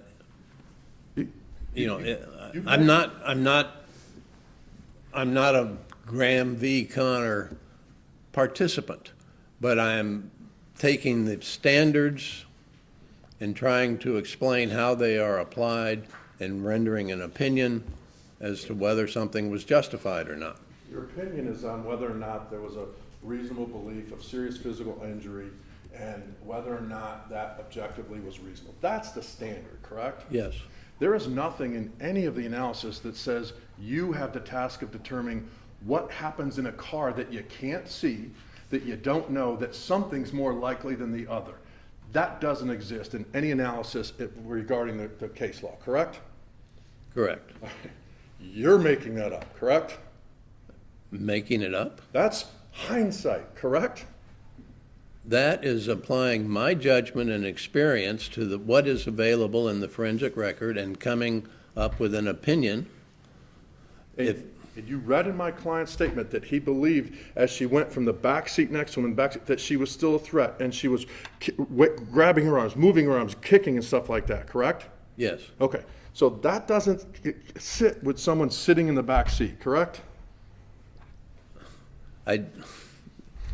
I didn't imply or say that she was sitting there passively. It's quite possible and likely she was moving. I have no question that she was moving her arms and legs. Let's talk about the knife. You make a logical inference that the knife was recovered from the driver's side front seat, so therefore, at some point, she abandoned the knife. That's what you said in your report, correct? You have no idea when that occurred, correct? Correct, You have no idea how that occurred, correct? correct. You're making a huge assumption on that in an inference, correct? I'm making a logical inference, Right. as I said. And you're trying to say that because of, based on what you heard from the audio tape, that she was pleading or stopping her attack, correct? Yes, Okay, and you can't say even close that my client heard that, correct? I cannot. Have you been inside of a vehicle when the weapon's fired? Yes, Okay, and how did that sound? it's loud. You can't hear, right? Second shot, third shot, all that has damage to your ears, correct? It stuns your hearing, yes. Okay. So we've had officers already testify, sir, that they can't hear that type of stuff. That's not unreasonable, correct? No, Okay, but you rely upon her statements and assume that he heard them, correct? I rely upon her statements because she said them. Okay. Now, I don't assume that he heard them, but it is part of the objective analysis you have to do to look at all the factors and the circumstances. And nowhere in your report did you, in your objective analysis, did you say, hey, by the way, I'm not saying that Andrew Mitchell heard these. You didn't address anything on the other side, correct? With regards to that. With regards to him hearing it, no. You didn't put anything in there, and that's basic common sense, correct? I can't answer whether that's basic common sense or not. How you Using care- your own words, it's the most likely thing that he didn't hear it, right? Based on the trauma inside of a car with a gun going off 6 times, correct? Quite likely, Most likely? most likely.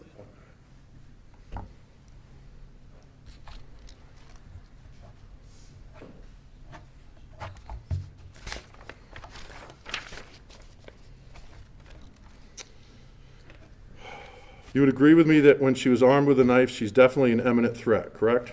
Yes, Okay. You would agree with me that she continued to fight, she continued to resist prior to the slashing with a knife, correct? yes. You would agree with me that she's the aggressor, correct? She's aggressively yes. I mean, She's elevating the force, correct? she is elevating resistance, yes. Okay. So when you make arrests in general, when you have probable cause and you have those elements, is it fair to say that the best arrest is where they don't know that you're an officer until you put their hands on them, correct? Yes, Okay. So what you just said was the best use of force to lawfully arrest someone is if they don't know you're an officer and you put their hands on them because that's the quickest way to ensure the safety of both, correct? yes, And you would agree with me that you don't have to announce yourself as a police officer in that situation, correct? yes, Okay. So those are the best ways to do that, correct? yes.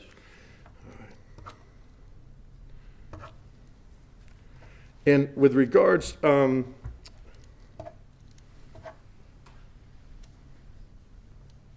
now, I believe that in a situation like this, where you have 6 shots, right? Yes. We can't tell the order of the shots. You mean as far as where they hit? Yeah. Yeah, no, we cannot. We can't tell where shot 1 went or where shot 6 went, No. right? There's no possible, more likely, or anything like that, correct? No. Okay.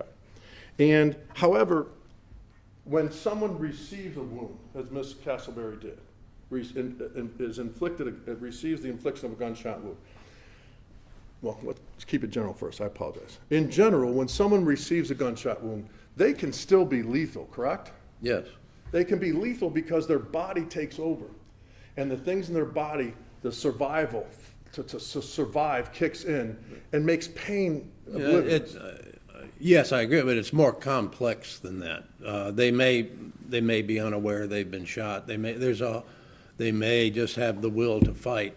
But there is, yes, people can receive a mortal wound and still be dangerous until the effects of the wound accumulate to the point where they overcome whatever mental or physical resistance And they that have. can take a long distance of time, correct? It depends on where the wounds are inflicted. Correct. And so, just because someone receives potentially what's a mortal wound, doesn't mean that they can't, at that point in time, still be a deadly threat. That's correct.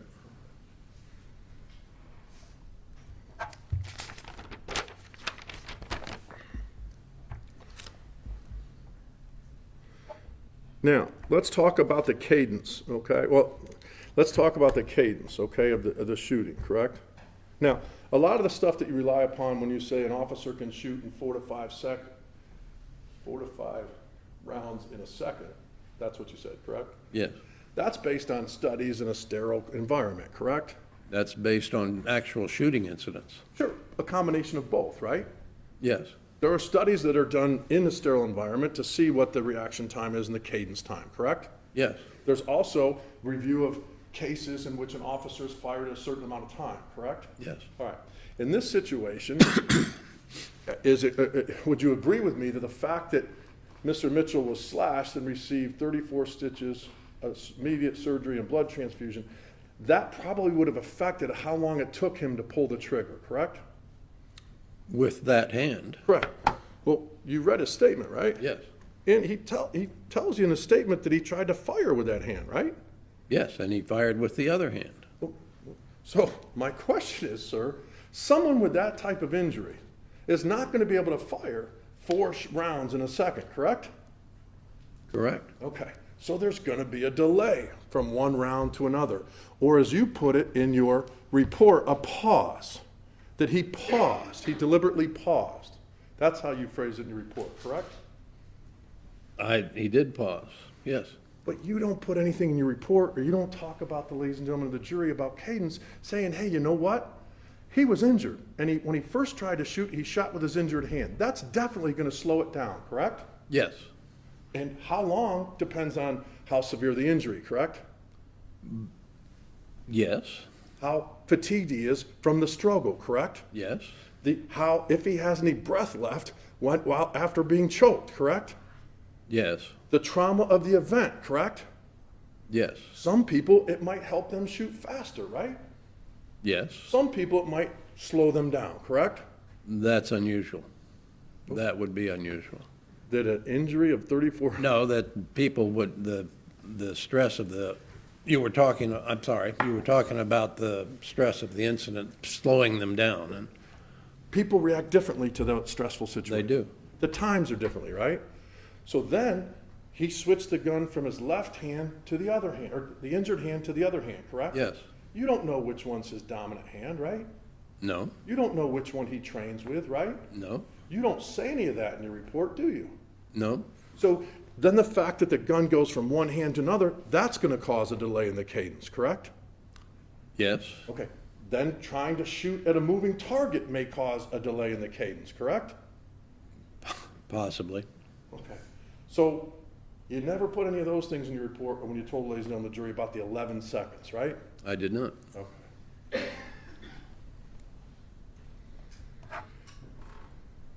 Now, you wrote about knives, right? You remember writing this?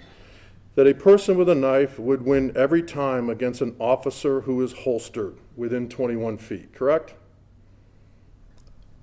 Yes. Okay. In context, could get to the officer and injure him before the officer could bring his weapon to bear and fire a shot.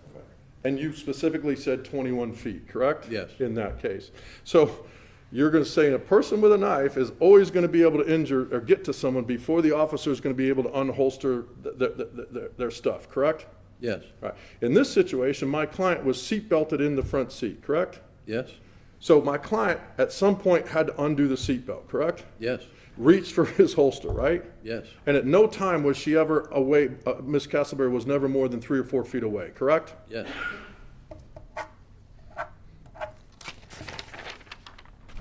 Let's talk about the door, okay?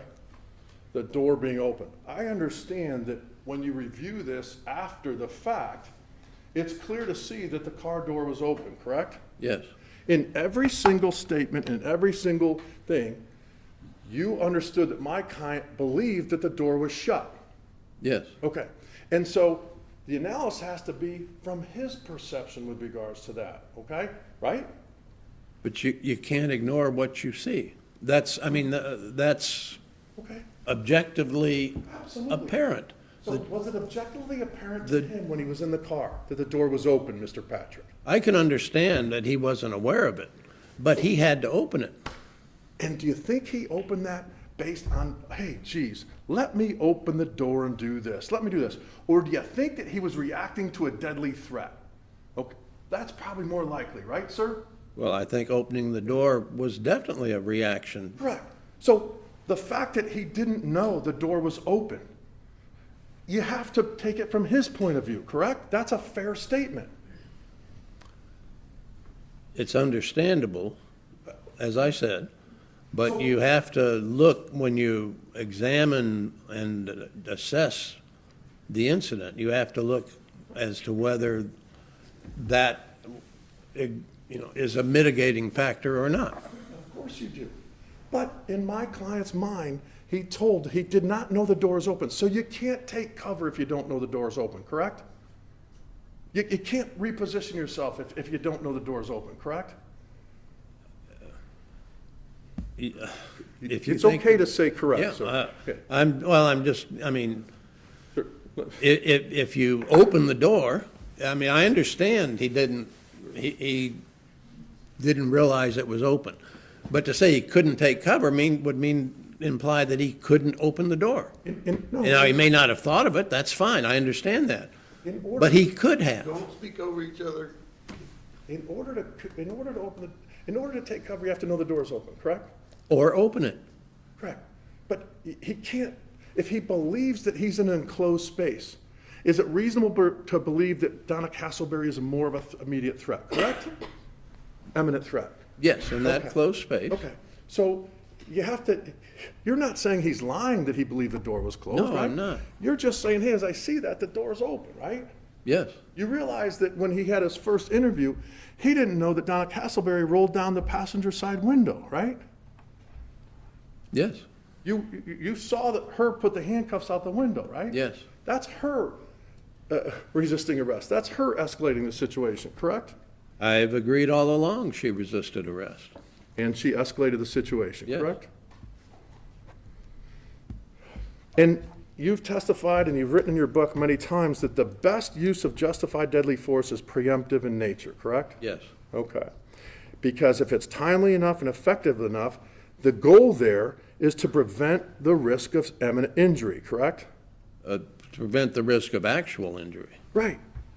Here we have an actual injury, correct, Yes. Mr. Patrick? Yes, And it wasn't prevented, correct? no, And it's reasonable for him to believe that he's going to have another injury, correct? yes,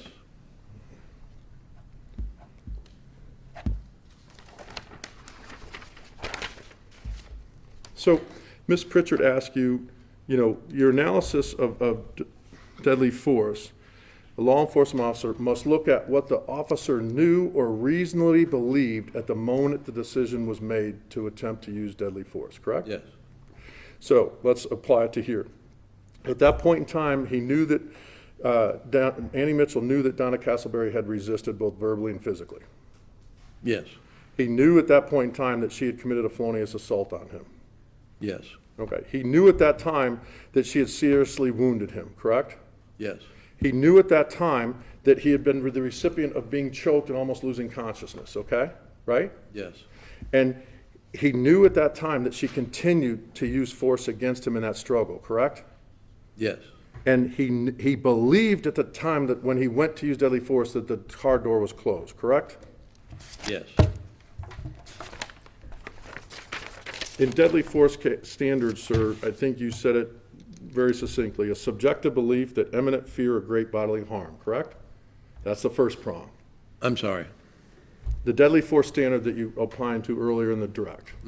First prong, a subjective belief that the officer has an imminent fear of great bodily harm, correct? yes, Okay. Second prong, that the decision to use deadly force is based on reasonable and totality of the circumstances, and it's judged from the perspective of a reasonable police officer in the shoes of Andy Mitchell of what he knew at that time, believed at that time, and the totality of the circumstances, correct? Okay. And that's based on Graham v. Connor, correct? yes, that's yes, And Graham v. Connor gives us, basically it gave us three factors, right? yes, but they're not exclusive, they are, Absolutely not. But those are three things that, when you analyze the use of lethal force, you're supposed to look at, correct? yes, Okay. And they were severity of the crime at issue, right? yes, Whether or not the suspect poses an immediate threat to the safety of others, correct? Yeah. Or that person or others. Third, whether the suspect is actively resisting or attempting to evade arrest. yes, Okay. So we have all those three things here, right? yes, Okay. in the front seat, All right, so when you weigh those factors, we have all of those, right? yes, Okay. So then, as you know, because you and Mr. Scanlon testified, and State v. White then gave us an additional issues or factors to analyze, correct? yes, although I'm no longer familiar with the case. Okay. If not, I'll go. So some of the additional factors are the suspect's demeanor has to be addressed. Yes, Whether the suspect was intoxicated or non-compliant, right? don't know, I mean, I have no reason to argue with you, but I'm not versed in the White case. I don't know what the final ruling was, I haven't read it, and what you're telling me is so, Sir, I'm not here to trick you. not saying- In State v. White, they list more factors.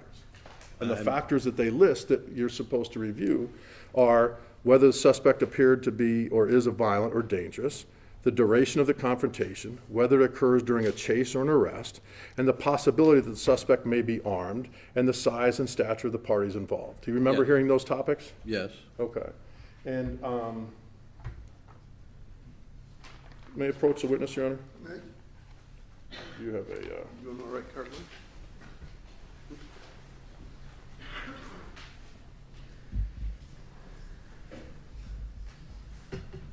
I'm going to approach you with what's been identified as Defense Exhibit 23. May I approach the witness? Mr. Patrick, this is a copy of Graham v. White, and I turned it to the factors that are outlined. If you just kind of take a look at that.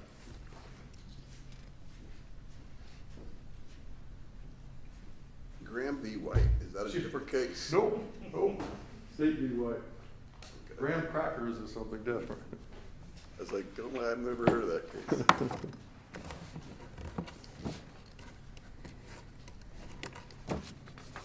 Yes, Okay. and I think that's a sound ruling. Sound ruling. Of course, because you testified. No, just teasing. All right, so let's go over these factors now that are a combination of Graham and State v. White, okay? Okay? So the first factor that we have is, and I have, I'm sorry, quick, and I have it up on the screen. Is it on your monitor too? Yes. Okay, the severity of the crime at issue. Yes. Okay. You would agree with me that a knife is a deadly weapon? Yes. You would agree it can cause death, serious physical injury, correct? Yes. And in this case, it did cause serious physical injury, correct? Yes. All right. A felonious assault was committed on him, correct? I'm sorry, I would read this, the severity of the crime at issue being the predicate crime that brought in this case, would have been prostitution. I understand, but there's also, you can view it from the viewpoint of the crime that was put upon the officer, correct? But that comes, and in terms of making a reasonable judgment as to whether there's risk or not, the severity of the crime at issue here was prostitution, not assault or armed robbery. So all I'm saying, there's no question that danger can erupt. Right. But as a predicate violation, which is what this is speaking to. 100%, 100%. And you explained that to ladies and gentlemen of the jury. If someone was on child support, you would approach them a different way than if you had dealt with someone who had been violent before. They might still assault you, but Absolutely. What I'm saying is because the attack already occurred, that's that you know that you know it's a situation that the severity of crime at issue. Make sense? yeah. Okay. Second one, whether the suspect poses an imminent threat of safety to the officer. We have that here, correct? Yes. When you view the factors. Whether the suspect is actively resisting arrest or attempting to evade arrest. We have that here, correct? Yes. Fourth, the suspect's demeanor we have to look at, correct? Yes, it was resistant. Resistant, intoxicated, high on drugs, correct? Were you aware that the amounts were high levels and that they were taken either 5 minutes before she came into contact with Mr. Mitchell up to 3 hours before? No, I wasn't aware, but Okay, all right. Donna Castleberry's demeanor, she introduced the knife into the equation, correct? yes. So that would go under demeanor, right? I would put that under item 2, frankly. Okay. Not demeanor. I mean, she brought the weapon to the confrontation. But she's the one that took it and it was hidden. She took it, Yes. opened it, and used it. Yes. So in defense of others, if you and I are having a fist fight, whoever brings in the knife, that's not allowed, right? That's not, That's not allowed, right? well, I'd prefer it weren't. Correct. We both would. And so her demeanor was she was the violent person at first. She was the aggressor, correct? Yes. Okay, so we have that. Whether the suspect was intoxicated or non-compliant, yes. Yes. Yes to both. Whether the suspect appears violent or is dangerous, you would agree with me she was both violent and dangerous? Initially, for sure. Initially, for sure. But once she was in the back seat, that's where we would differ. We would differ, but you don't know what she was doing in the backseat, do No, you? neither do you. But my client perceived she was still a threat, correct? Yes, And that's reasonable, correct? maybe. The duration of the confrontation, right? Yes. I think you mentioned a couple times in your report 42 seconds or 47 seconds, correct? I think it went longer than that, actually. But yes, it was a fairly, relatively long duration. And that confrontation can take a toll on both people, correct? Yes. Okay. So we have a long duration. Whether it occurred during an arrest, we have that here. Yes. Okay. The possibility the suspect may be armed, that's a definite. That became apparent, yes. But it was, again, that goes back to the predicate. Yeah, I understand. And the size, the stature of the parties involved, right? Yes. Okay. And Ms. Castleberry is smaller than my client? Yes. Okay. And in terms of the size and the stature, Ms. Castleberry probably a little more agile than my client, right? I reserve judgment. More than me, right? Yes. Okay. And my client was in a seat, buckled in a seat, correct? Yes, And it doesn't matter the size of the person when they have a dangerous weapon in their hand, correct? correct. A juvenile, the smallest person, or anyone can inflict serious physical injury or death with a knife like that. Yes, Okay. And then the last one that they tell you to look at, and it's not, the list isn't exhaustive, is the number of suspects. And here we only have one. yes, Okay. So out of there, other than we only have one suspect, all 10, you would agree with me, have been met in this analysis, correct? those are all factors that need to be taken into account. Right, okay. And you didn't go through all those factors in your report, did you? I did not. May I have a moment here? May, Mr. Patrick, I appreciate your time and being here, and thank you for, welcome to Columbus, appreciate you. Carla, do you need a break? You good? Any redirect?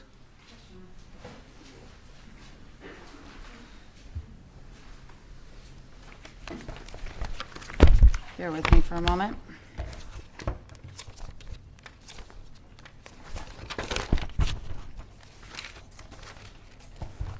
I want to clarify something because I think it's been muddled here. When you say moment of decision, we're Yeah. talking about the moment you pull the trigger, right? Yes, Okay. it takes an intentional act to fire the gun. That intentional act is the moment of decision. And I thought we addressed this before, but you mentioned reasonably necessary. You're not saying that's the standard, right? Correct. You're applying the Correct. Graham standard. Yes, Very good.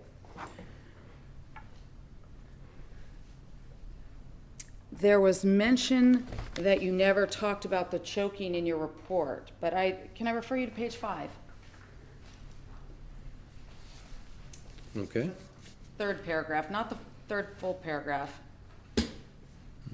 Take a look Yeah. at that and tell me, did you in fact mention the choking? Yes, I did.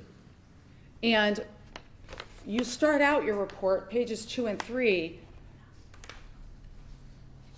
don't you, just reciting the facts? Would Yes. that be accurate? Yes, yes.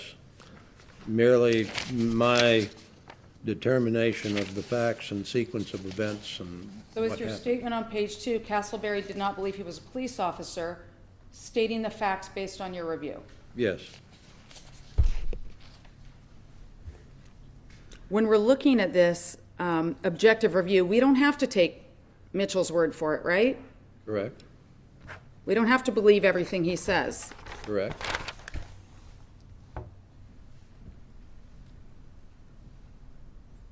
The discussion about the choking and those things that occurred, did all of that occur before the moment of decision?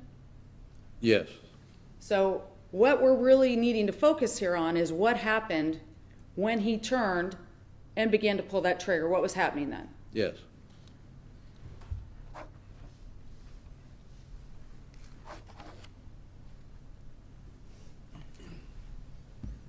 And before, from the moment of the purported choking to the moment of decision, was there a time lapse? Did things happen in between that? Yes, Is that when the door opened? yes, the door opened, she moved into the back seat. That all took time. Did he undo his seatbelt? I think he had to, Did he pull his weapon Yes. from his holster? yes,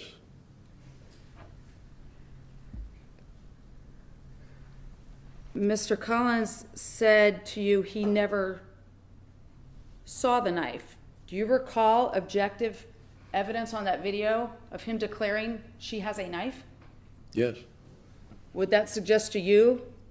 It may, well, either he saw it or he realized he had been injured and made the assumption it was a knife. Either one would be logical.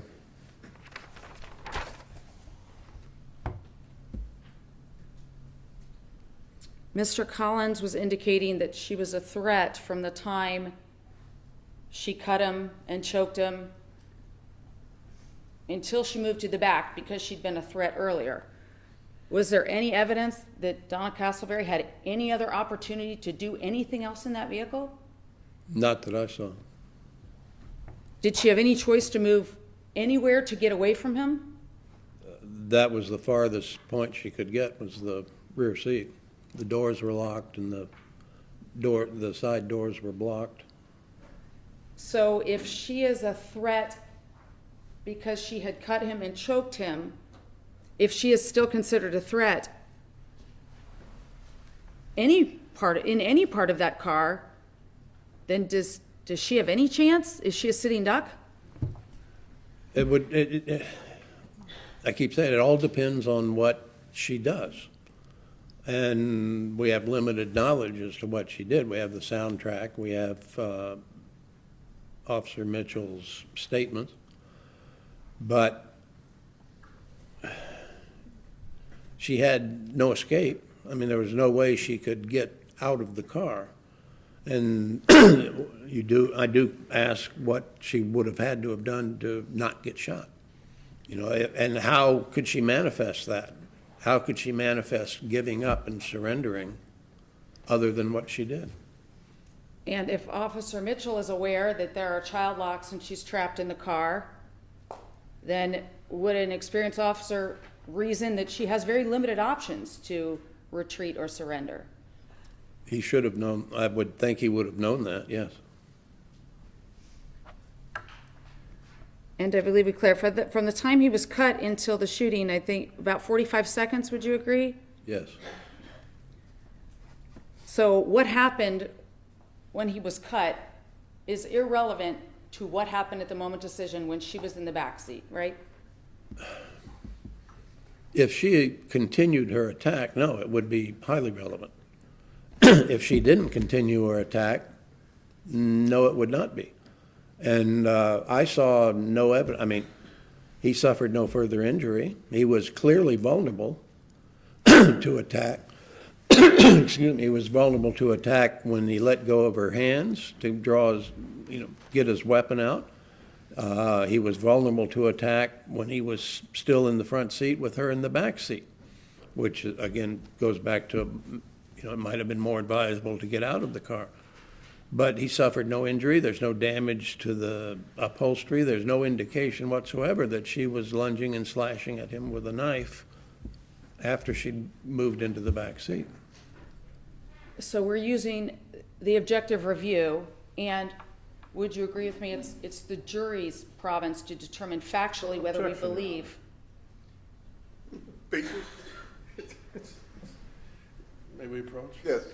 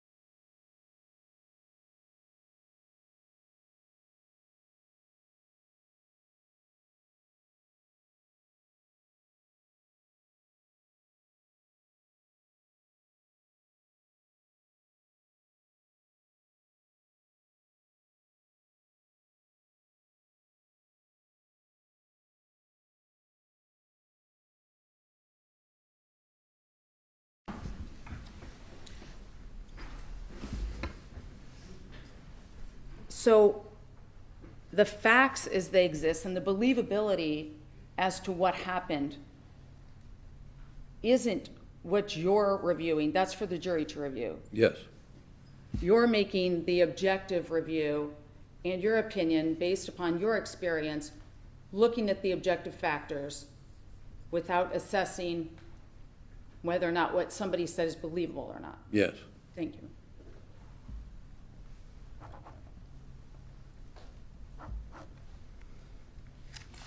There was discussion about your book and the intent of the officer and the intent of the suspect, and I think you said that that can't be known. Yes. How is that different from an officer considering the words of a suspect in an interaction to determine if they're a threat? Well, officers have to consider what they're being told and assess it within the circumstances of whatever the confrontation is. They're trained to listen to the people they're interacting with or having a conflict with. But then they have to make their own judgment as to whether what is being said is believable or not. Because they can't know what somebody has in their head. That is something the officer is listening to and considering. Yes, and, considering it in light of the circumstances, the event, whatever, as much information and experience with that individual as they've got. You were referred to toxicology reports and narcotics in Donna Castleberry's system. Yes. Was there any evidence that Mr. Mitchell knew that at the time of the offense? Not that I saw. Was there any evidence that he knew that she had a good warrant at the time of the offense? No, I think he was he was asking her if she had a warrant. And if he'd had communications, I'm assuming he would have checked that. So if he didn't know that at the time, does that factor into the analysis at all? Not for me, no.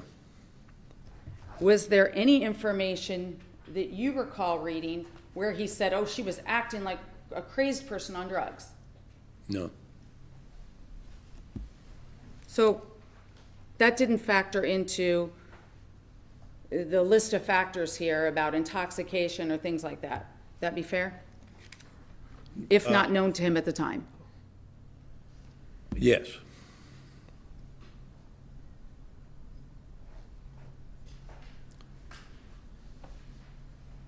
And whether or not she was dope sick or trying to score dope or anything like that, does any of that, if not known to him, affect what happened when she was in the backseat and shot? No.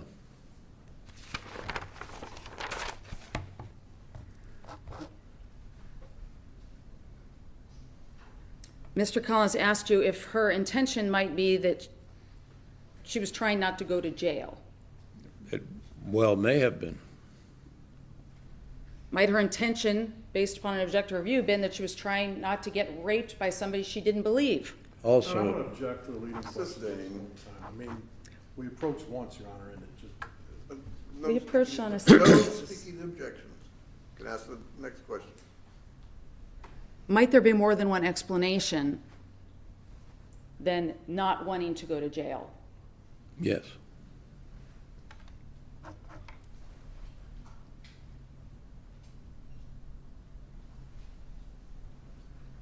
There was a discussion about warnings not being required, and I think you agreed they're not required. Correct.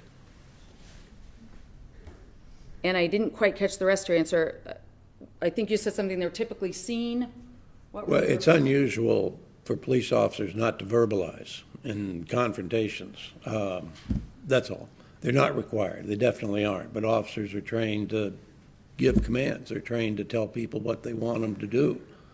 And in fact, there's situations, arrest scenes where there's more than one officer involved. Sometimes you have too many officers telling them what to do. It's characteristic of arrests that officers are issuing commands and telling them what to do. So while something might not be required, it's often seen, or it's good practice, or Yeah. it might, objection, Your Honor, leading.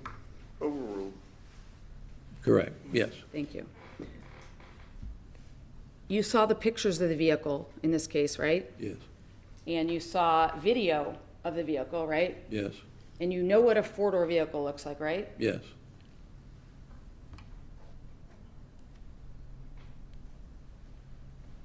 Was there any way for Donna Castleberry to be more than 20-odd feet, arm's distance, I forget what the terms were, within the compartment of that car? Did she have any choice to be any further? No, she was restricted to the confines of the car.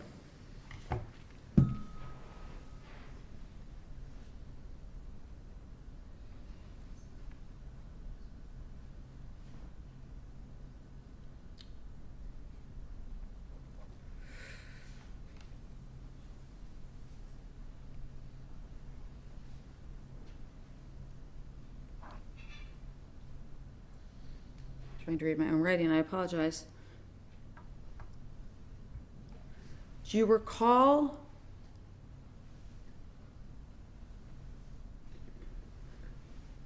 whether or not Mr. Mitchell said he saw Ms. Castleberry at any point in the back seat with the knife?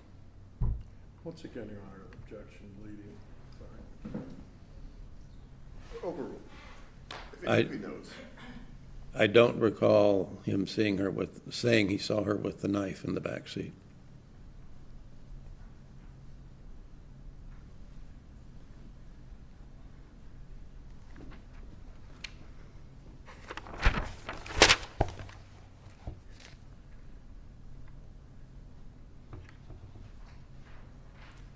There was some reference to whether or not Ms. Castleberry was an aggressor, and I believe you said she was aggressive or aggressively resisting. Yes. Is that your terms? Do we need to look at the perspective of the person to determine who we want to call an aggressor? Again, objection, Your Honor, leading. I'm going to sustain that.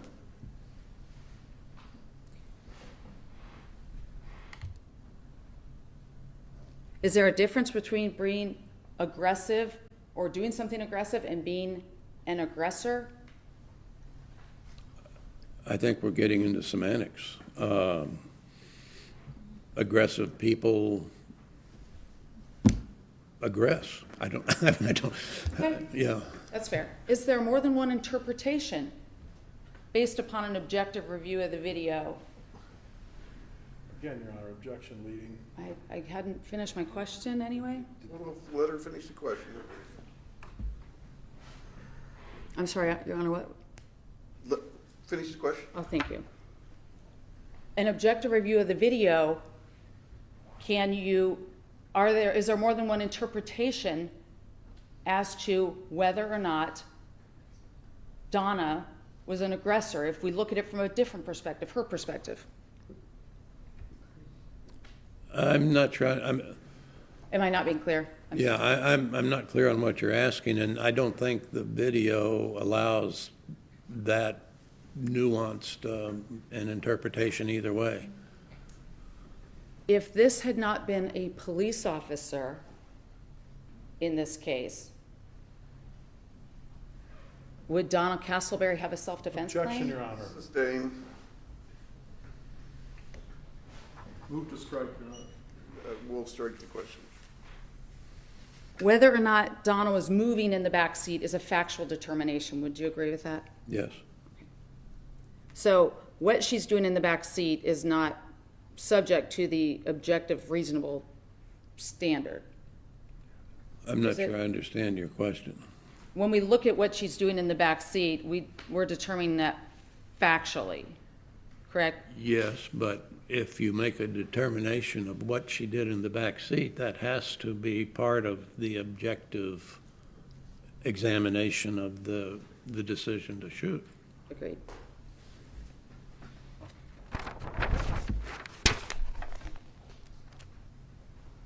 You were aware of the hand injury he sustained, right? Yes. And you still found the shot cadence problematic, is that what you're saying? Yes.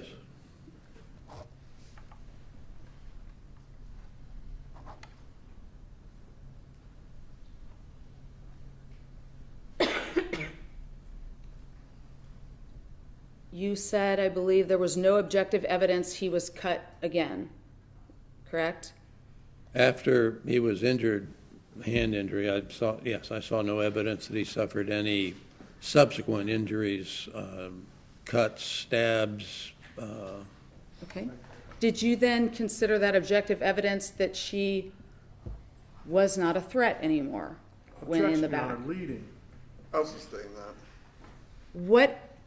Why did you find it significant that he'd never been cut again? Objection, Your Honor, he didn't testify that it was significant. I'm going to overrule that if he testifies that. When you're within arm's reach of somebody attacking you with a knife, you're going to get cut. No matter how adept you are at fending it off or controlling or handling the nut, you're going to get cut. And you're going to get cut more than once. As long as the attack continues, you're going to get cut. You may win the fight, but you're going to get cut. Once he let go of her hands, he no longer had any. If she were still attacking him with a knife, he would have been cut. As his hands were otherwise engaged, getting his weapon out, releasing his whatever. He suffered no further injury. And there was discussion of the door being open, and I think you said you see that on the video. Yes. Objectively. Yes. And the fact that he doesn't remember it, you didn't get to finish some of your answers. The fact that he doesn't remember it, is that significant? Not to his decision-making process. That's the kind of thing I would look at in a post-incident review and say, look, these are lessons to be learned here. This is what you should have done, but that doesn't speak to the reasonableness of the decision to shoot or not. And when Mr. Collins went through the list of factors, did you say all of those factors existed in the front seat? I don't know about all, I'd have to look at them all, but predominantly, yes. The factors that exacerbate the situation and are important to assess the threat, the imminence of a threat, existed in the front seat, yes. And then in the back seat, that somebody has to make a determination what she was doing in the back seat. And if an officer gets tired, does that allow him to use any more force than he would normally be allowed to use? Again, it's a matter of what's reasonable. I mean, being tired or fatigued is a factor that an officer may have to do something that he wouldn't otherwise because he didn't have the strength or the ability to follow through. And if the circumstances support that, then it's reasonable. It's not something you can just say it is or is not. You have to look at it within the circumstances. So, in the end, your opinion here as to this being unreasonable stems from which moment in time? At the moment he decided to shoot. When she was in the back seat, she was, again, the lack of injury, the lack of signs of a continued attack tell me that she was quitting, she was submitting, she was trying to get as far away from him as she could, and she was giving up. Throughout your career, you said you've testified against an officer. This is the second time? Objection, Your Honor, again, outside of... Let her finish the question, Okay. Mr. Collins. This would be the second time you've rendered an opinion like this? Once again, objection, Your Honor, outside the scope of cross and asked and answered, move to strike. Overruled. Yes. Do you have anything to gain by testifying here? Objection, Your Honor, leading. Sustained. Nothing further. Very briefly, Your Honor. Mr. Patrick, a couple things that you just said. I want to start with a big concept, you can't see anything that happens in that back seat, correct? That's correct. We had a video expert here testify that he can see no details of anything in the back seat. Correct. So we have no idea what she was doing in the back seat. Correct. We have no idea if she was a threat or not from our vision, correct? Correct. But this has to be analyzed from my client's perspective, correct? And corroborated by what evidence we do have. Absolutely. And you mentioned something with regards, I'll get to that.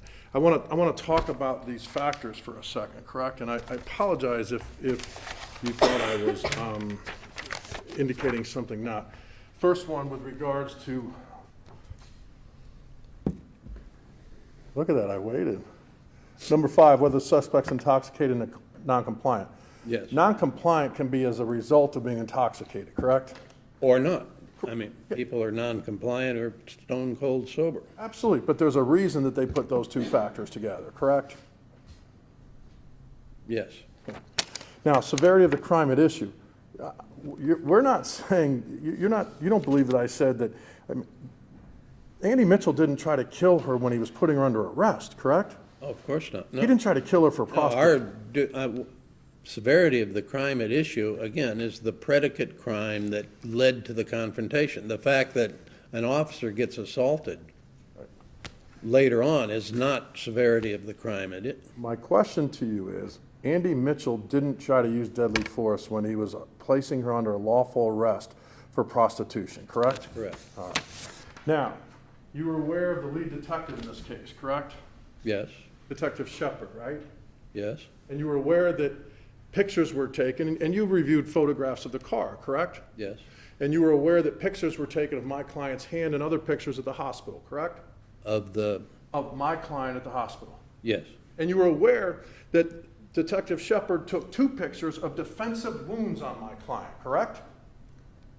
yes, No, but you just said there was no other injury. There were the knife cuts on my client's other hands from the result of this situation, correct? yes, So that goes against what you just told the ladies and gentlemen of the jury, that lack of other injury. He was injured other than the slashing, correct? he had another injury on his other hand. Other hands. So are you lying to the ladies and gentlemen of the jury? I am not. But you didn't take that into account in your analysis, did you? Of the lack of injury, correct? I did. There was no injury to his arms, to his torso. I To think his toes? No injury to his toes or anything like that? Sustained. There was in fact other injuries he occurred from that knife, correct? yes, And you don't know when they occurred, correct? I don't. And it's reasonable to believe that they occurred after the initial slashing, correct? It's also reasonable to believe they occurred at the initial slash. But again, you told the ladies and gentlemen of the jury that one of your big prongs of this analysis was that there was no other injury to Mr. Mitchell, right? Yes, And you are 100% wrong about that, correct? I don't agree with you, but Wait, he did have a second injury, my a question, minor injury. my question is, you told the ladies and gentlemen of the jury that because there was a lack of any other injuries, when you're in a knife, when you're in a struggle with a knife, there should be other injury. There's corroboration and physical evidence of another injury in this confrontation, correct? Yes, So you are 100% wrong, correct? no. Okay. No further questions, Your Honor. All right, you can step down, Mr. Thank you. Patrick. Thank you. Leave everything up there, other than what you brought.